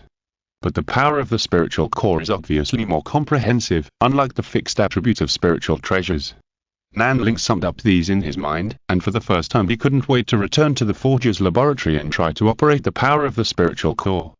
Originally, he didn't care about the power of the spiritual core, because he felt that it would be better for him to fix the spiritual power he was familiar with instead of thinking about a new power. But now he found that the two are actually related, so he became interested. If you're listening to this novel on a channel other than Fanfic World, it means they downloaded and uploaded it without effort. We cordially invite you to visit our channel, Mundo Fanfic Novel, as there you'll find the original version of this story and you can explore many other novels of various genres. We're waiting for you to immerse yourself in a world of incredible novels. Chapter 368. Those who seek knowledge can only seek knowledge. Nanling seriously thought about the actual existence of the spiritual core power. He couldn't help but use his mind to move a chair in front of him. He wanted to try to transform this physical chair into spiritual power. The result was a crack, and the chair was crushed by him. This is an alloy chair. What an unfortunate chair. Nanling thought about it for a while, and he couldn't stay still anymore. He directly put on the consciousness transmission device and entered the dream again. He was always so motivated when he found a topic to study. His consciousness left his body and he didn't know how many light years away. He appeared in the metal room again, and then he thought a little crazy that since this device can make his consciousness cross infinite distances, can he rely on himself to make his consciousness do the same thing? Inspiration exploded. He felt that he had a lot of topics to study all of a sudden. But at this moment, a familiar call suddenly came from his side. "You're here, let's talk." Nanling came back to his senses and saw that the seeker of knowledge was beside him at some point. He thought for a moment and realized, is it because of the spiritual core power? The seeker said, "Partly, I want to talk about your spiritual power concept theory." He looked very expectant, as if he had never heard of this before. Nanling was a little surprised. Hasn't anyone summarized this before? He didn't understand. This kind of thing should be understood by high-level cultivators, even those in the Jinnan stage. Why did the seeker suddenly want to discuss this with him? Nanling thought for a moment, and the consciousness body casually pinched a wisp of wind and said, "Okay, let's take this wisp of wind as an example." The seeker was stunned for a moment. He looked at Nanling quietly, as if he saw some amazing treasure. However, the seeker was shrouded in a dark shadow. This was just a projection of his thoughts. Nanling could not sense what the seeker's expression was at this time. This is a wisp of wind, but it is actually wind spiritual power. You see, I'm making the wind violent like a tornado, and the spiritual power in the wind has also become violent. This is the concept given to spiritual power by the phenomenon, and the spiritual power has undergone corresponding changes in nature. But on the other hand, when the spiritual power of the change in nature gathers enough, it can cause the blessing of the concept. This is why high-level spells are generally much stronger than medium-level spells. The scale of the change in nature is large enough to trigger the occurrence of concepts. Nanling began to talk freely, and expressed his understanding of that concept. He felt that there was nothing to hide about this kind of thing.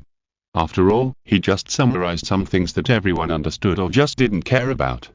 However, after he finished speaking, the seeker of knowledge still didn't react. Nanling looked over curiously and asked, "Sir?" The seeker seemed to come back to his senses, and then said with emotion, "I didn't expect that you could discover more profound and essential connotations from some spiritual power appearances. It seems that I pursue new knowledge too much. I didn't expect that I could find new connotations from the existing knowledge system." Nanling was stunned. He asked, "No one can think of these contents?" The seeker said, "Perhaps some nascent soul cultivators can have similar conclusions, or people like Yijianjin and Femjianji, who are your bloodliner, have already understood it. But none of them have summarized it as deeply as you. In fact, I have heard many similar statements, but those are summaries of phenomena, not like you have explored deeper sources. I envy you very much. You can conduct such exploratory thinking." Nanling was extremely surprised when he heard this. He said, "Sir, you are?" The seeker laughed and said, "It's strange why I said such a thing. There is no way. This is the sacrifice I made in order to stay in this world." Nanling asked in astonishment, "Sacrifice?"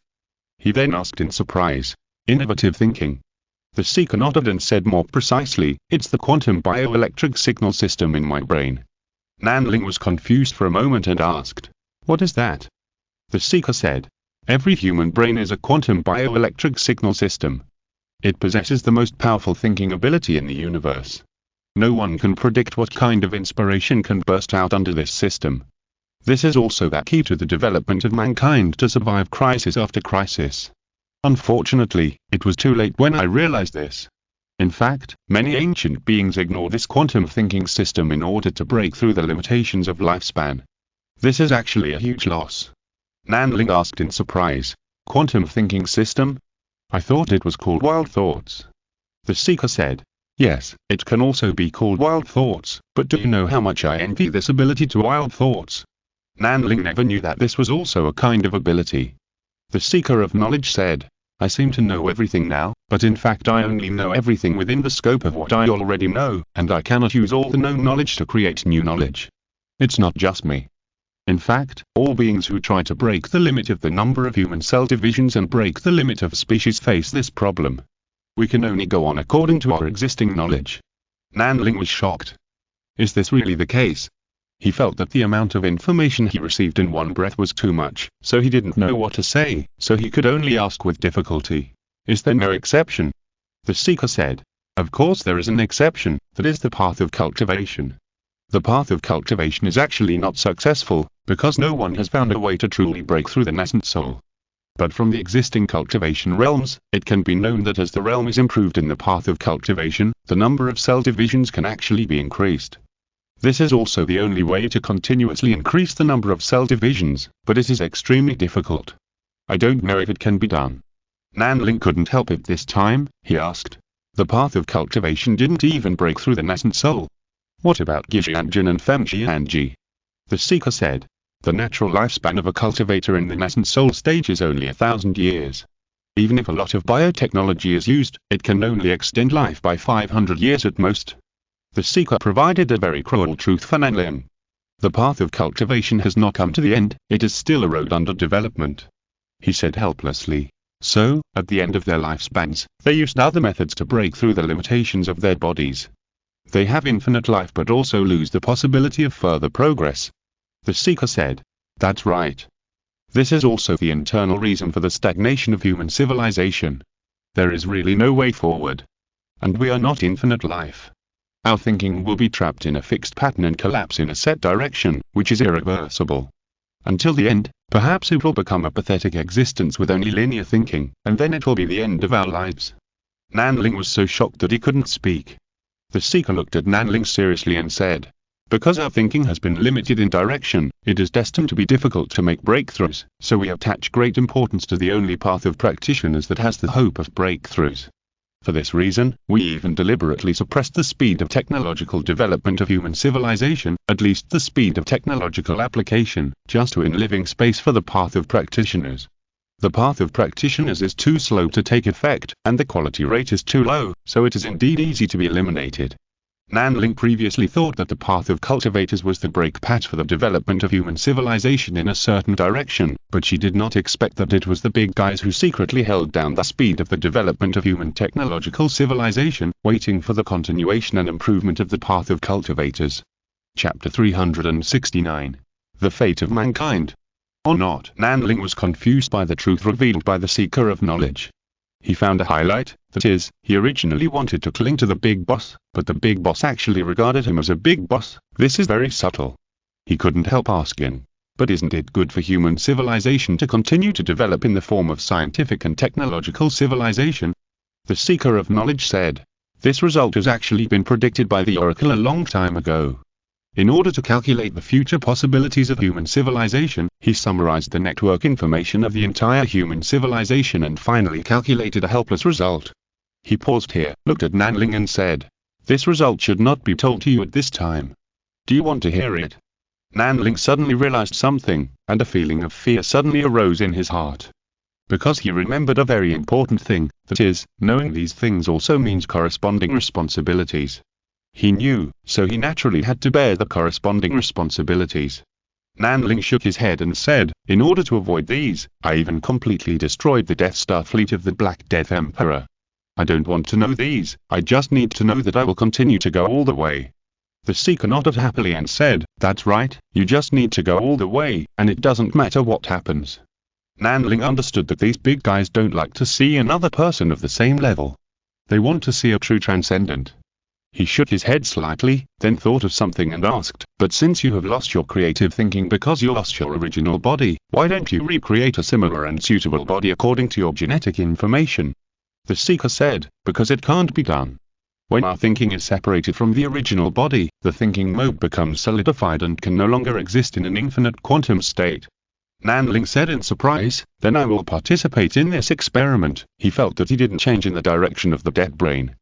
The seeker said, don't worry, your quantum bioelectric system is still running, and it won't affect your thinking.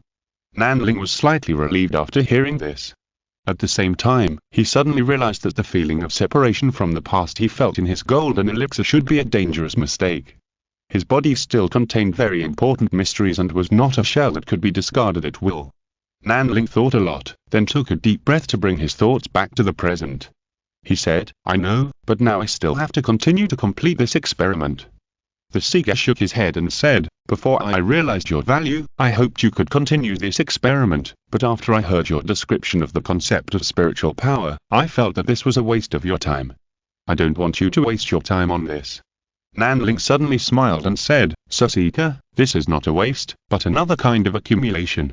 My cultivation is not only for myself, but also for the exploration and understanding of all things in the universe. The seeker looked at Nanling deeply, and then said, I look forward to your success. regarding this experiment, you can tell me anything you need. Nanling knew that the value he showed had completely exceeded the seeker's psychological expectations, and this feeling made him very satisfied. Nanling smiled and nodded, saying, "Okay, I'm going now." Then he forgot that he was just a consciousness, and with a thought, he sensed a familiar body beside him, and then he returned to it directly. He disappeared in front of the seeker of knowledge as if he had teleported, and the spiritual armor raised his head at the same time. Jiryu looked up from his busy work in surprise, and he looked at Nanling and said, "Sir, why are you here all of a sudden?" Nanling said, "I think I came naturally." "What other tests are there next? Take them out and have a look." He was going to finish the test first, and then feel the special power of the spiritual core in this body. However, at this moment, Jiryu next to him suddenly said, "Her." He said, "Is there a problem with the system? Why have all our subject tasks disappeared?" Nanling immediately understood what was going on. This must be a change made by the seeker of knowledge to cooperate with him. He said gently, "It doesn't matter. We just need to do our own tests and record the data and analyze it slowly." Jiryu was at a loss for a moment. Even the subject information was gone. What kind of data were they recording? Nanling reached out and patted his shoulder, but he didn't expect to knock him down. He raised his hand in astonishment and said, "Your body is too fragile, isn't it?"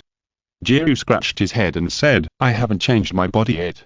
When I have the opportunity to change my body in the future, I will be much stronger." Nanling was stunned when he heard this, and then said, "Can all of you researchers change your body at will?"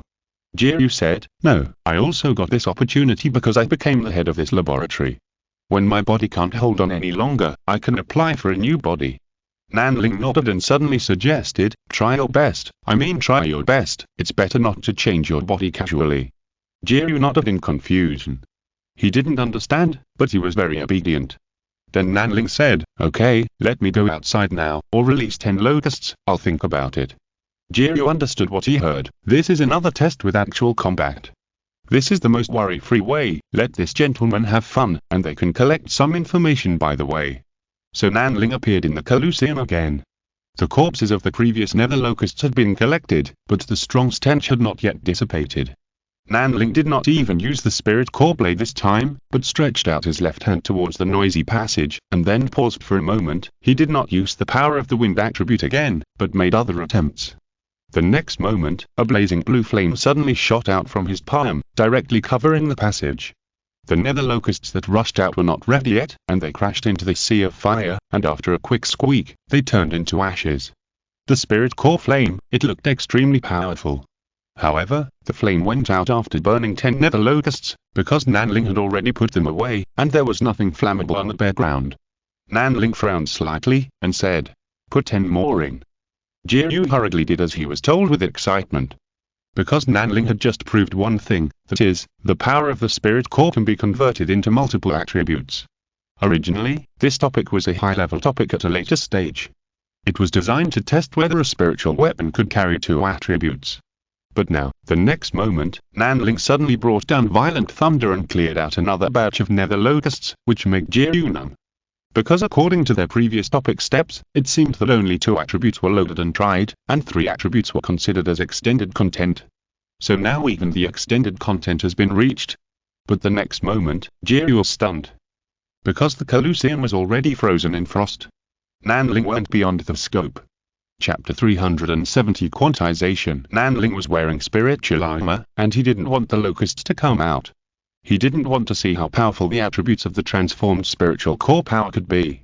He just kept exerting his power and then studied the characteristics of these powers. The attribute transformation of power is irreversible. That's nothing. I can't make spiritual power irreversible. The same attribute is also irreversible after being conceptualized, which is a bit bad. So that's how it is. Once the spiritual core power is determined, it will solidify into that state. I always feel that this kind of power is a bit rigid. Perhaps it is a thorough tool power. Nanling slowly figured it out. After all, what he studied was the spiritual power that was closer to the essence of the world, and this spiritual core power was obviously farther away from the feeling of the origin. Nanling found that the spiritual core power itself was worthless to him. It was certainly strong, but it was only strong because the amount of spiritual core power that this body could accommodate was extremely exaggerated. But if Nanling could have the same amount of spiritual power in his body, he felt that he could do too much. So the problem returned to the origin. It was not about how excellent the power of the spirit core was, but that the body that carried the power of the spirit core was too excellent. So how did such an excellent body come from? To go deeper, how did the power of the spirit core come from this body? Nanling's divine consciousness looked inside the body, and after understanding the essence of the power of the spirit core, many things became clearer. This power of the spirit core is actually bursting out from the nucleus of the unique biological cells in the mind armor. But what is the principle of the biological cells of the mind armor that can stimulate this power?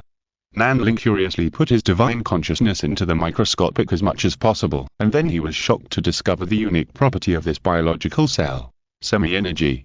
This is a cell in a semi-material and semi-energy state, and some signs show that it is constantly changing from matter to energy. It should be said that it is changing from a stable material state to a disordered quantum state. This is very interesting. It is simply reverse growth.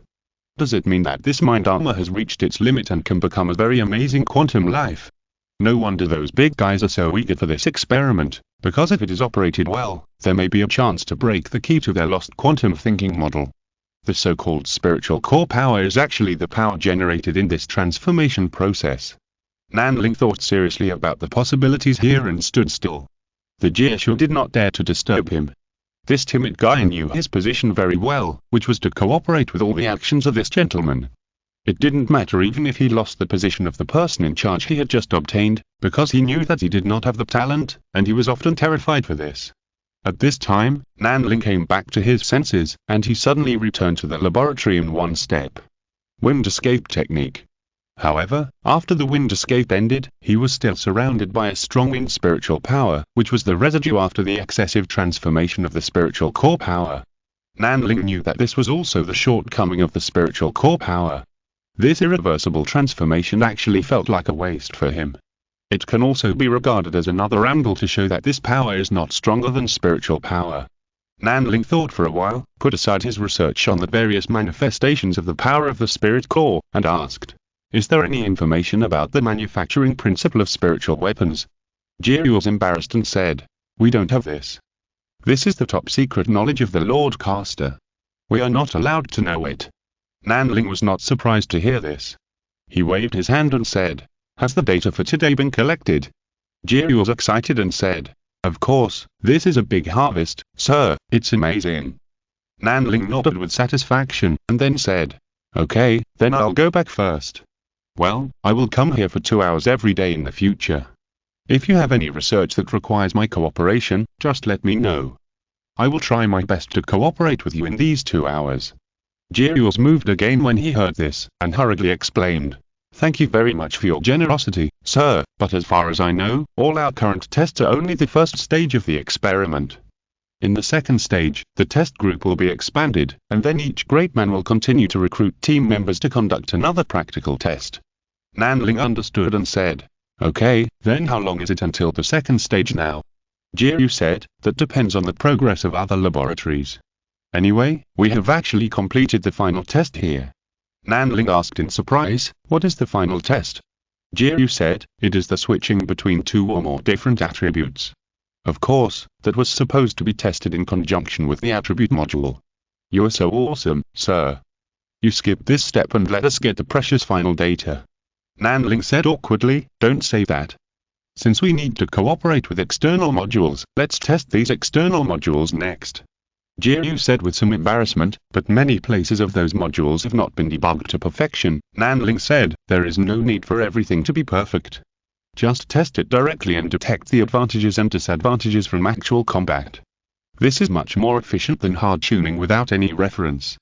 Jiu said with emotion, "Thank you for your consideration, sir. This will indeed make it a lot easier for us, but you will have to bear the consequences." Nanling said, "What's the big deal? I also wanted to test the use of the spiritual core power in my body. It's just killing 2 birds with 1 stone. Different, really very different." When Nanling and Tulu were working together before, it was not so easy to talk. In fact, he had wanted to work well together, but he did not expect that Tulu did not need his cooperation at all, so he stopped trying to please him. Now Jiu is different. This collaborator is very satisfactory to Nanling, so he naturally shows his usual attitude. The atmosphere of the entire laboratory team has changed greatly. Without the pressure of the project, you can study whatever you want, which first of all makes people feel less oppressed. And because Jiryu has no opinion, he even allows ordinary researchers to put forward their own ideas for testing, which immediately mobilized the enthusiasm of the entire laboratory. They began to mobilize their brains and knowledge, and think about the direction of research in a wild and unrestrained way. And Nanling is tolerant, and does not mind if there are any mistakes or omissions in the functional modules he tests, and even proposes improvement ideas to discuss with everyone. In this way, the entire experimental team is thriving all of a sudden. Various strange functional modules have been created, and various strange functions have been designed. And whether these things are good or bad, Nanling tests them one by one, and even enjoys it. In this cheerful atmosphere, Nanling finally discovered the key to the transformation of the mind armament into quantization. It had nothing to do with the release of the power of the spirit core, but was related to the blessing of his own spiritual will. Chapter 371. Leaky Little Cotton Padded Jacket. The promotion of this quantization process originated from an attempt by Nanling. While conducting the test, he thought that only by spreading his previous consciousness into the body could the synchronization rate reach 100%. His consciousness fragments also became the soul of this body. He thought that since it was his own soul, could it be nurtured and continue to grow with mental power? He tried. Before this return, he had left all the mental power of this period of his consciousness, and only the consciousness returned. This time, although his body suffered a huge loss, it was much better than before, but he seemed tired. When he recovered and returned to the mental armor again, he found changes.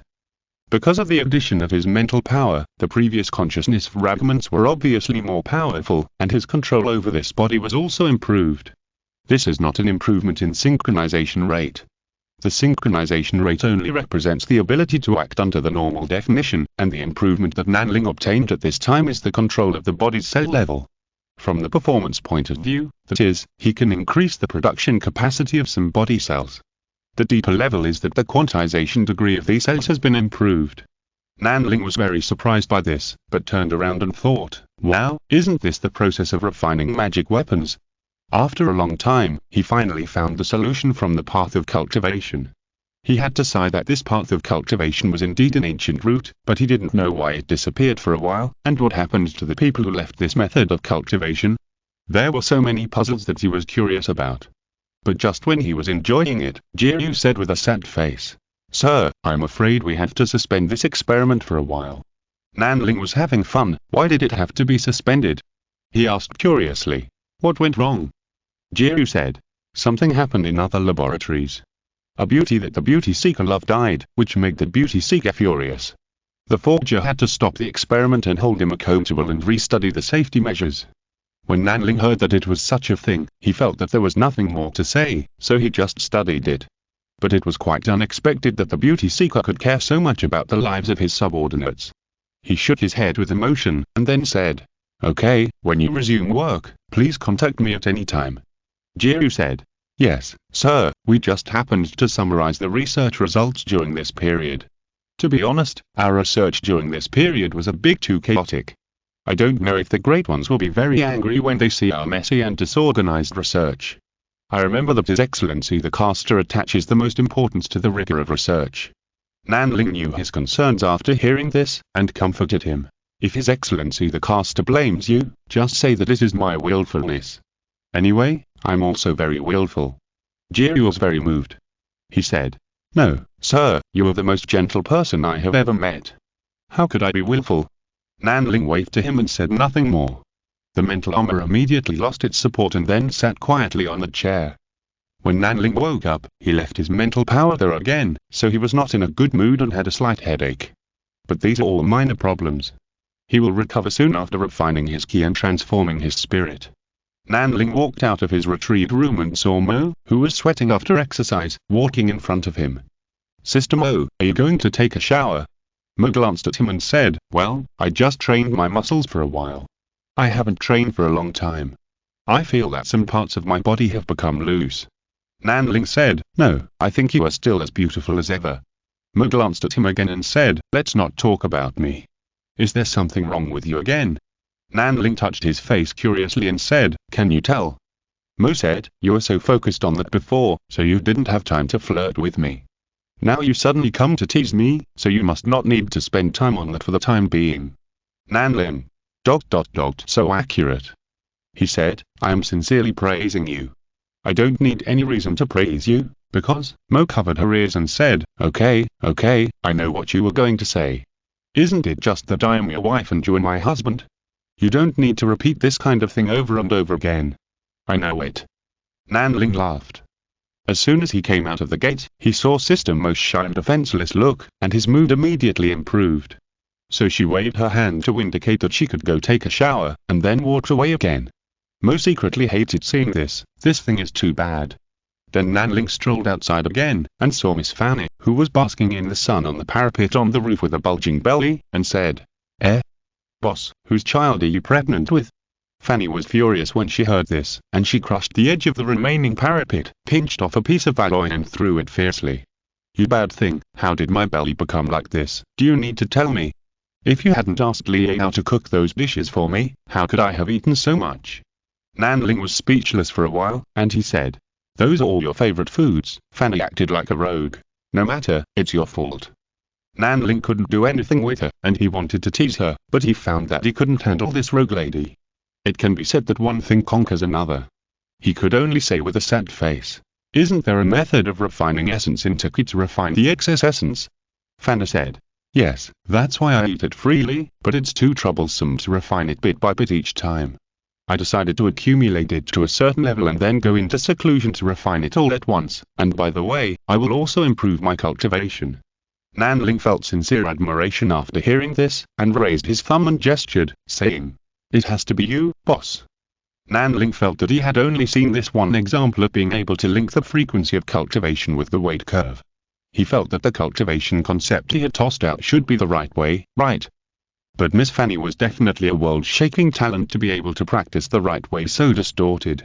At this time, Fanny suddenly threw another small piece of metal to him and said, don't leave yet, my father has already decided on the technology he wants to exchange, or you can contact the demon mother. Nanling nodded and said, okay, I'll go right away.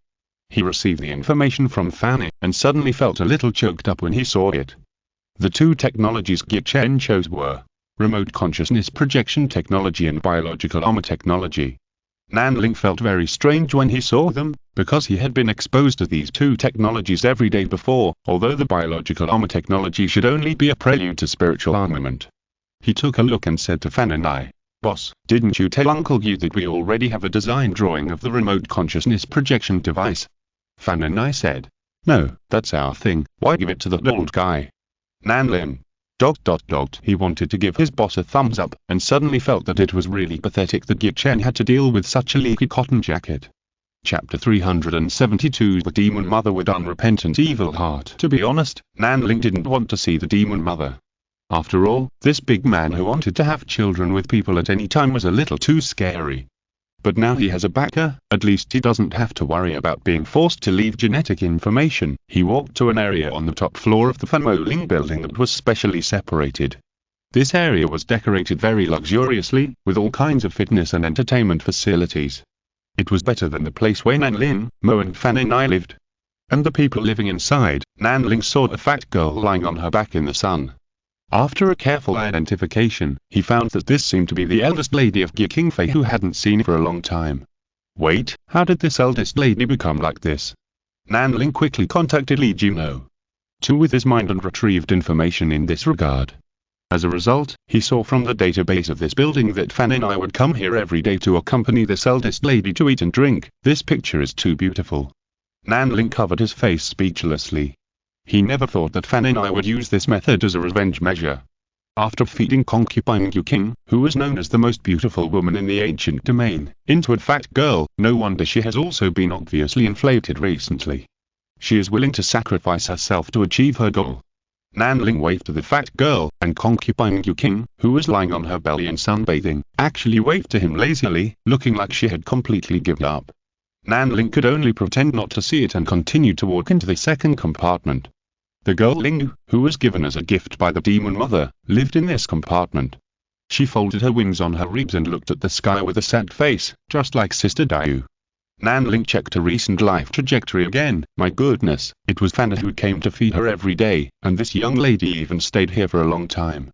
Nanling suddenly realized something, that is, could Miss Fanna really keep Ling as a pet?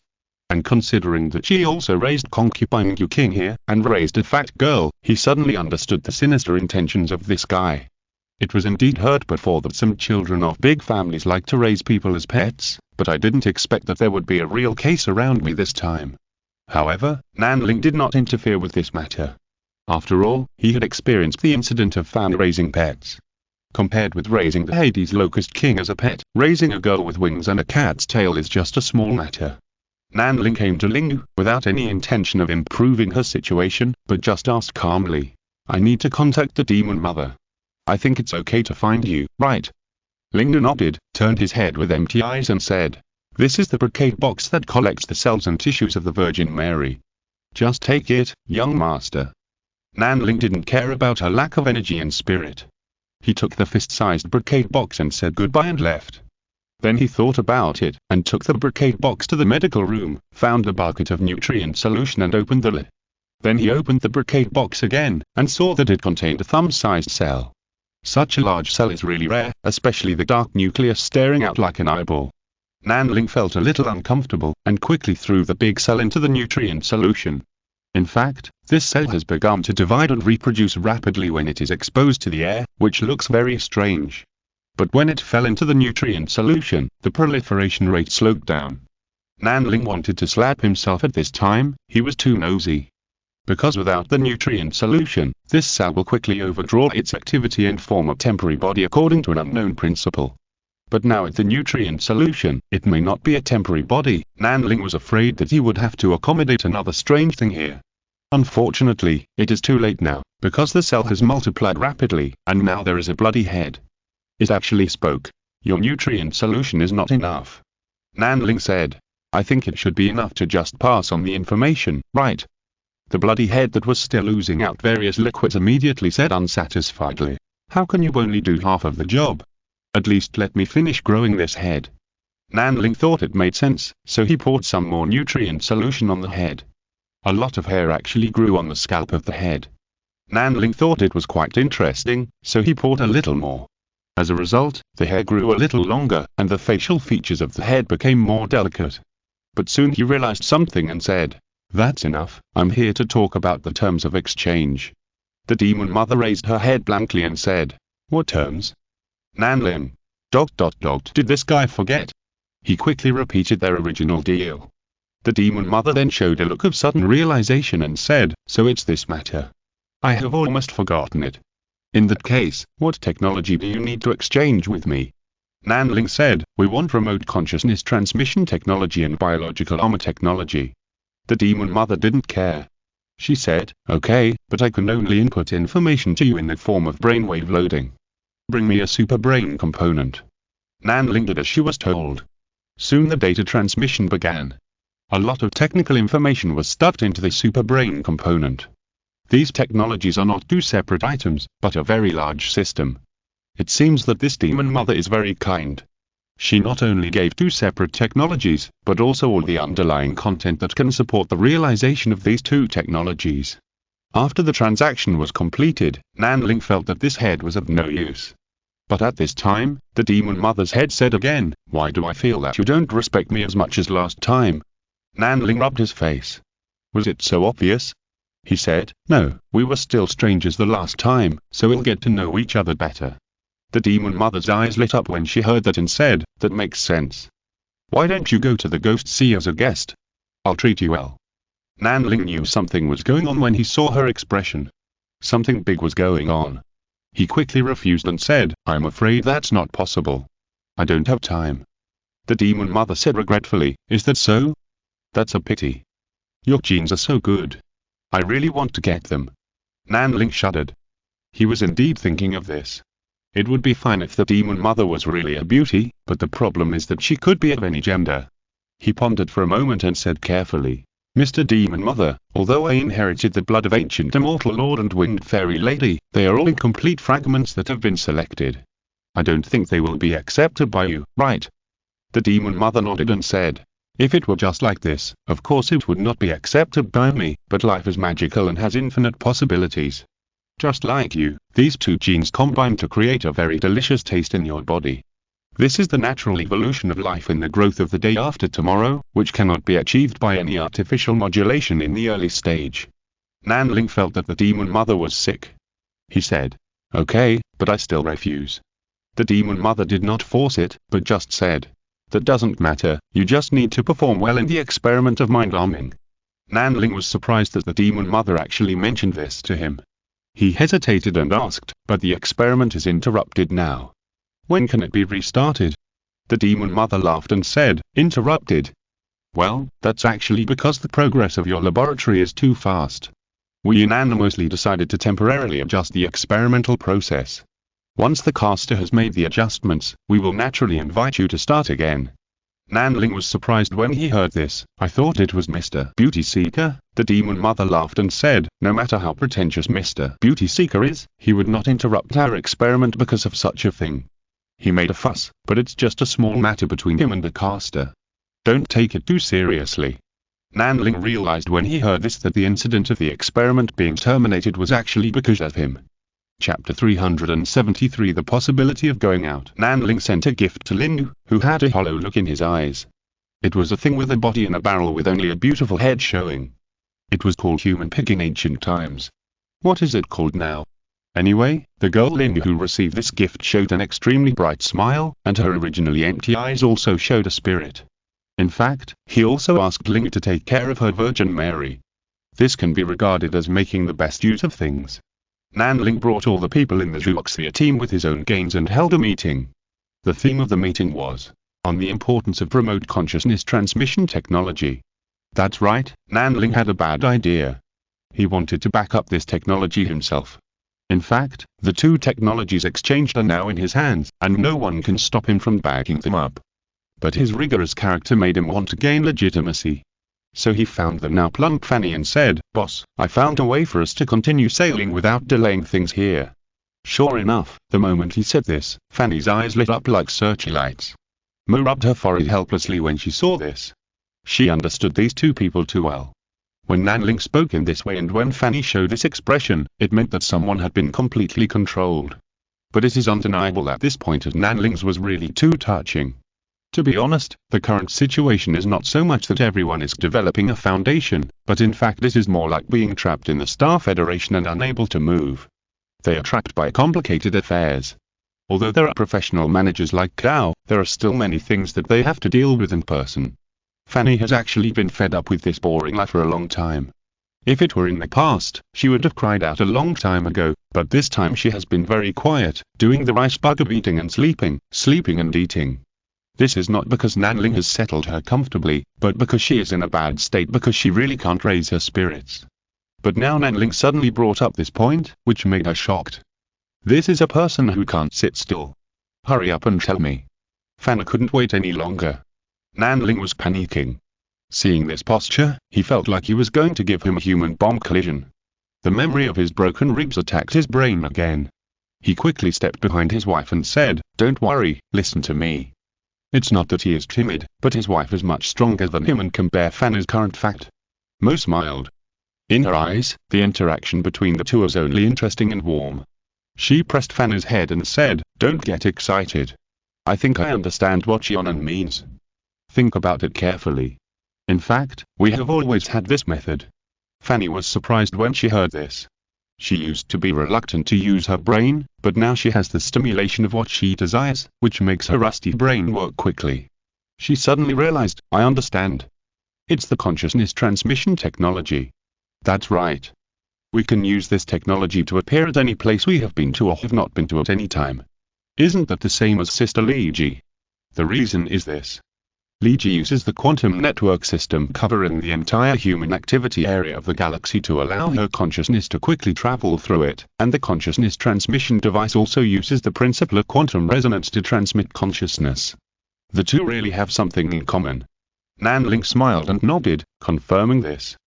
Thongship, who was listening next to him, suddenly showed a rather helpless expression, because he knew that his young lady was going to operate on the master again. Sure enough, the next moment, Fanny had already connected Gichen's communication with an unreasonable attitude, and then said, "Dad, I want that remote consciousness transmission technology too." It is unknown what Gichen's mood was at the time, but he responded quickly. "You can keep it as a backup and study it yourself." He seemed to be in a good mood. He was probably used to it a long time ago, and he didn't expect this leaky cotton jacket to be considerate. Fanny laughed and said, "In that case, let's see who can make it first. When you finish it, you can come and see the great foundation I have created in the Star Federation." Although this is the Fanmoling clan created by Nanlin, let her brag at this time.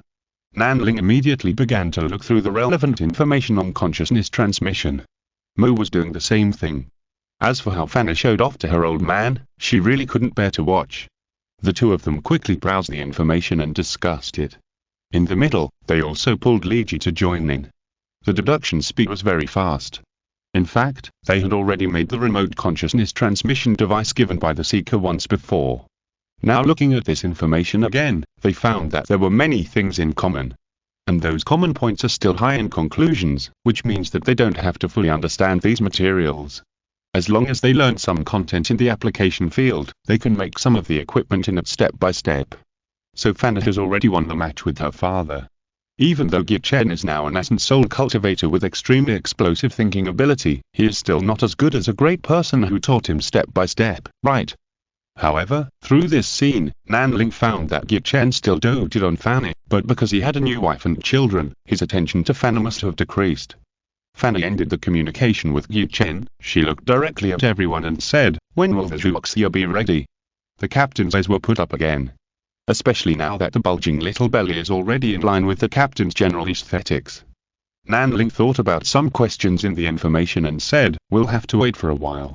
Let's lose this fact first, otherwise you can only watch me and Sister Mo show off outside."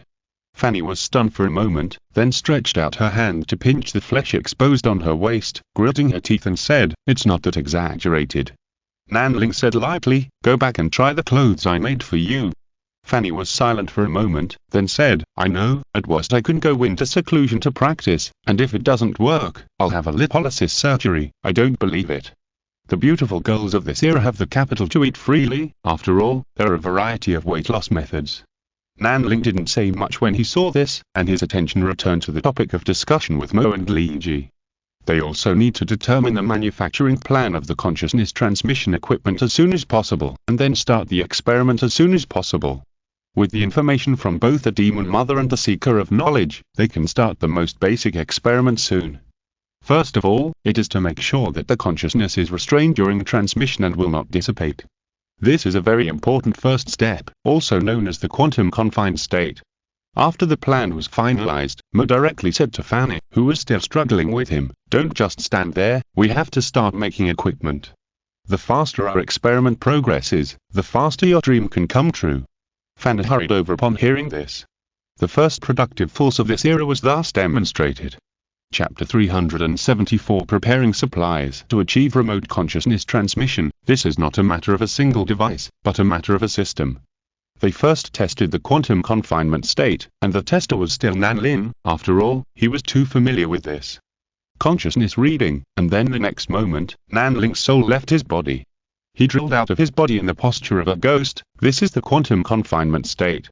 And when he spoke, he also sent his thoughts in the posture of thought waves. He said, "I always feel that these great people have many common technologies, and this consciousness transmission technology is like this." Fanny said, "This may be a threshold technology.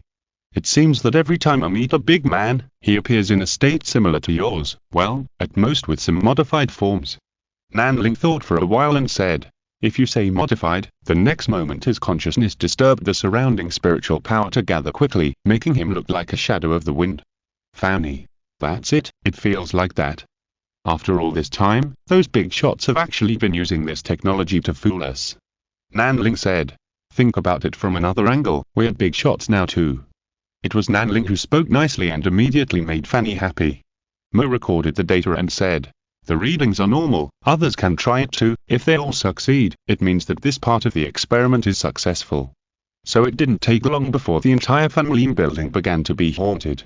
There was always a fat girl ghost in a big red dress crawling around in the building, which always scared the tenants of the shops. Fanny started to fool around again.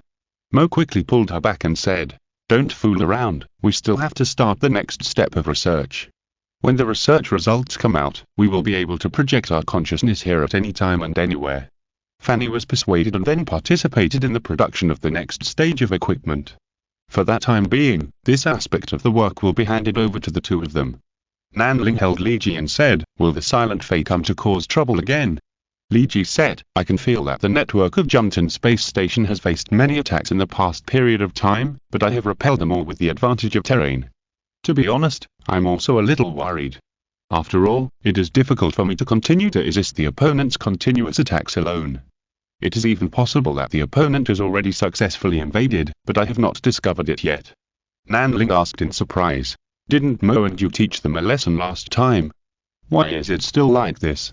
Li Ji said, "I underestimated their persistence in this matter. Mo and I did capture 2 digital lives before, and sealed them both in 2 physical hard drives. But obviously this did not scare them off, but completely angered them." Nanling nodded and said, "After all, they are a group of fanatics of destiny, but that is why we have to leave. Otherwise, it will really track down ordinary people." Li Ji said, "But in this case, we will be ambushed by them again. If we leave the Star Federation, we may face a fleet." Nanling smiled and said, "Then have some confidence in the Zhuoxia. No matter how many there are, we are not afraid of them." In fact, he was still quite afraid. So he opened the purchase list immediately after saying this, and then checked a bunch of items and handed them to Li Ji. Li Ji was speechless when she looked at the list. What was going on with the supplies that almost used up 80% of Fan Olin's funds? She said quietly, "Xiaonan, baby, you have to think about it. If you buy so many things, you can forget about the dividends this year. No one can think about the dividends." Nanling felt a sharp pain in his heart. He said, "We have to buy them. We have to be prepared." Li Ji said, "But the folding shelves on our Zhuoxia are almost full. You can't just keep stockpiling supplies like this, right? According to the current storage capacity, the supplies on the Zhuoxia are even more than the total supplies of Lulai's fleet. You have already stuffed a standard fleet of supplies on a ship." Nanling said calmly, "But this is not enough. After all, our imaginary enemy is quite powerful," he said firmly, and then submitted the shopping list to the board of directors, which is actually the Hyperspace Active Group. At the time, Fanny approved it without even looking at it, while Mo was silent for a long time before he sighed and agreed. Thongchi's opinion was ignored, and the purchase plan was passed. Li Ji said, "Okay, now let's figure out where else on the spaceship can we put your cargo hold." Nanling smiled and said, "Well, let's squeeze in for now. After our spaceship is out, I want to find a place to dock and make modifications." Li Ji was at a loss. Even though she had amazing computing power now, she didn't know what Nanling was thinking. She could only sigh and say, "It's up to you. Is there anything you can't do in our team? We've already given you what you want." It felt like a waste of time, but more of it was a strong doting. To be honest, Nanling felt like he was being spoiled by them. But at this moment, boom. The entire space station suddenly shook. What happened? Nanling looked at Li Ji speechlessly. Li Ji could give him an answer. Li Ji seemed speechless for a moment, then said, "I'm afraid we have to take the blame for this." Nanling asked in surprise, "What happened?" Li Ji said, "The explosion happened in the home of a congressman. As soon as the explosion happened, his family blamed us, thinking that it was because of our negligence that Xi Ping succeeded in attacking the congressman." Nanling was in a trance and said, "Their family reacted really quickly. This congressman is dead, who will take his place?" Li Ji said, "This is the Mu family's parliamentary seat. The selection will be made at the Mu family clan council meeting, and then the candidate will be determined. But it seems that they should have a candidate, and someone has already filled the position of Mu family congressman." Nanling understood it the moment he heard it, and he said, "Can you collect intelligence on who exactly did this incident?" Li Ji said, "It will be a bit troublesome, but the network of Jumton Space Station has been upgraded by me, and this kind of information should be available after some time of screening. But what's the point of this, anyway? You know who did it, right? Do you want to expose this ugly face?" Nanling shook his head and said, "Why reveal it? The position of congressman is still held by the Mu family anyway, it's just that someone with the surname Mu is now in office. Just collect the evidence, and there's no need to argue about it. We just need to keep silent. It's not just this time, similar situations will be handled this way in the future. If they let us take the blame, then they're handing the handle into our hands, Li Ji understood as soon as she heard it. The mastermind behind the bureaucracy was about to extend its dark claws to the entire federal parliament. Chapter 375. Parliament provokes trouble. The federal parliament began a chaotic prelude, because the intelligence of each member and even each official had already flowed into the black market, and no matter what they did, there was a perfect scapegoat. This scapegoat was Fan Moline. As the defense contractor of the Star Federation, Fan Moline was responsible for the information security of the Star Special Zone. In fact, Fan Moline gave people the impression that he had done a good job. After all, the current network has stabilized again, and everyone can feel Fan Moline's efforts and various excellent information security measures. There are even hackers who have publicly complained that the firewall of the current network is too powerful, and it is difficult for them to make a difference on the network with the current computing power and technology. These are all evidence. As for the information leakage, everyone also understands that it was leaking like a sieve before Fan Moline took over the defense contract. Now that the network can be stabilized, Fan Moline's ability is actually impressive. Unfortunately, the world of adults is not based on who does a good job and who gets credit. No matter how well Fan Moline does, he has to be pulled out to take the blame now. The congressman accused Fan Moline of not doing things well, looking aggressive. Cao, as the representative of Fan Moline, was very calm. He knew too well the nature of these people. After accepting these accusations, he implemented the resolution of the board of directors without saying a word of rebuttal, and looked like he was letting them do whatever they wanted. They are so annoying. They actually called us waste! Fan and I occasionally glanced at the live broadcast of the parliament in the company's management channel, and she was so angry that her rice bowl swelled up. She immediately found Nanling and asked him to give her a solution to vent her anger. Nanling pondered for a moment, then said, I originally thought that it would be fine to let this matter go. After all, they dare not really do anything to us. But since you want to vent your anger, how about I disguise myself tonight and silence the two councillors who shouted the loudest? Fanny's expression froze and said, That's not necessary. Why do you kill people to silence them at every turn? Nanling smiled and said, What's the big deal? Those two guys are not good people. Killing them will just be a deterrent to the villains. Mo joined the conversation at this time and said, But one of them is from the Lu family. Will taking action against him make Lu Lai hesitate? Nanling said, On the contrary, it's better this way. The feelings between the children of such a big family are not that deep, so we can completely ignore the concerns about personal feelings. Also, the councillor of the Lu family is targeting us like this. In fact, he also has the intention of bringing Lu Lai's power back to the Lu family, so he can be considered our enemy. Only by doing something extreme can we cut off this tentacle and deter Lu Lai at the same time. I didn't restrict his actions, but I also have to give him some mental support. TSK, TSK, TSK. Fanny made a strange sound. Mose looked at him gently and elbowed Fanny to make her quiet down. Fanny said aggrievedly, Mo, why are you fascinated by this guy again? Obviously, the man behind this looks so evil. Mose defended. How can this be evil? What I see is wisdom. Do you understand wisdom? Fanny said helplessly. You are really completely fooled by him. Okay, I will go there reluctantly. Nanling. ... Good guy, this girl looked reluctant before, why did you do it herself? Nanling said, Let me do this kind of thing. I'm afraid you won't be used to it. Fanny said, What's there to be used to? It's rare to have something to do after such a long period of idleness. Don't snatch it from me. Nanling felt that he shouldn't have overestimated Fanny's temper, so he could only nod and say, Okay, then let's go together tonight. Fanny said, No, I'll go alone. Didn't you create a name called Flame Demon last time? I'll borrow this name. Nanling shook his head and said, No, I'm worried that they will deliberately provoke us this time and will definitely be prepared. What if there are high-level Jindan or even nascent soul cultivators in charge? In my emergency plan for facing nascent soul cultivators, I have considered the presence of 3 of us at the same time. Otherwise, it's better to just run away if you encounter a nascent soul cultivator.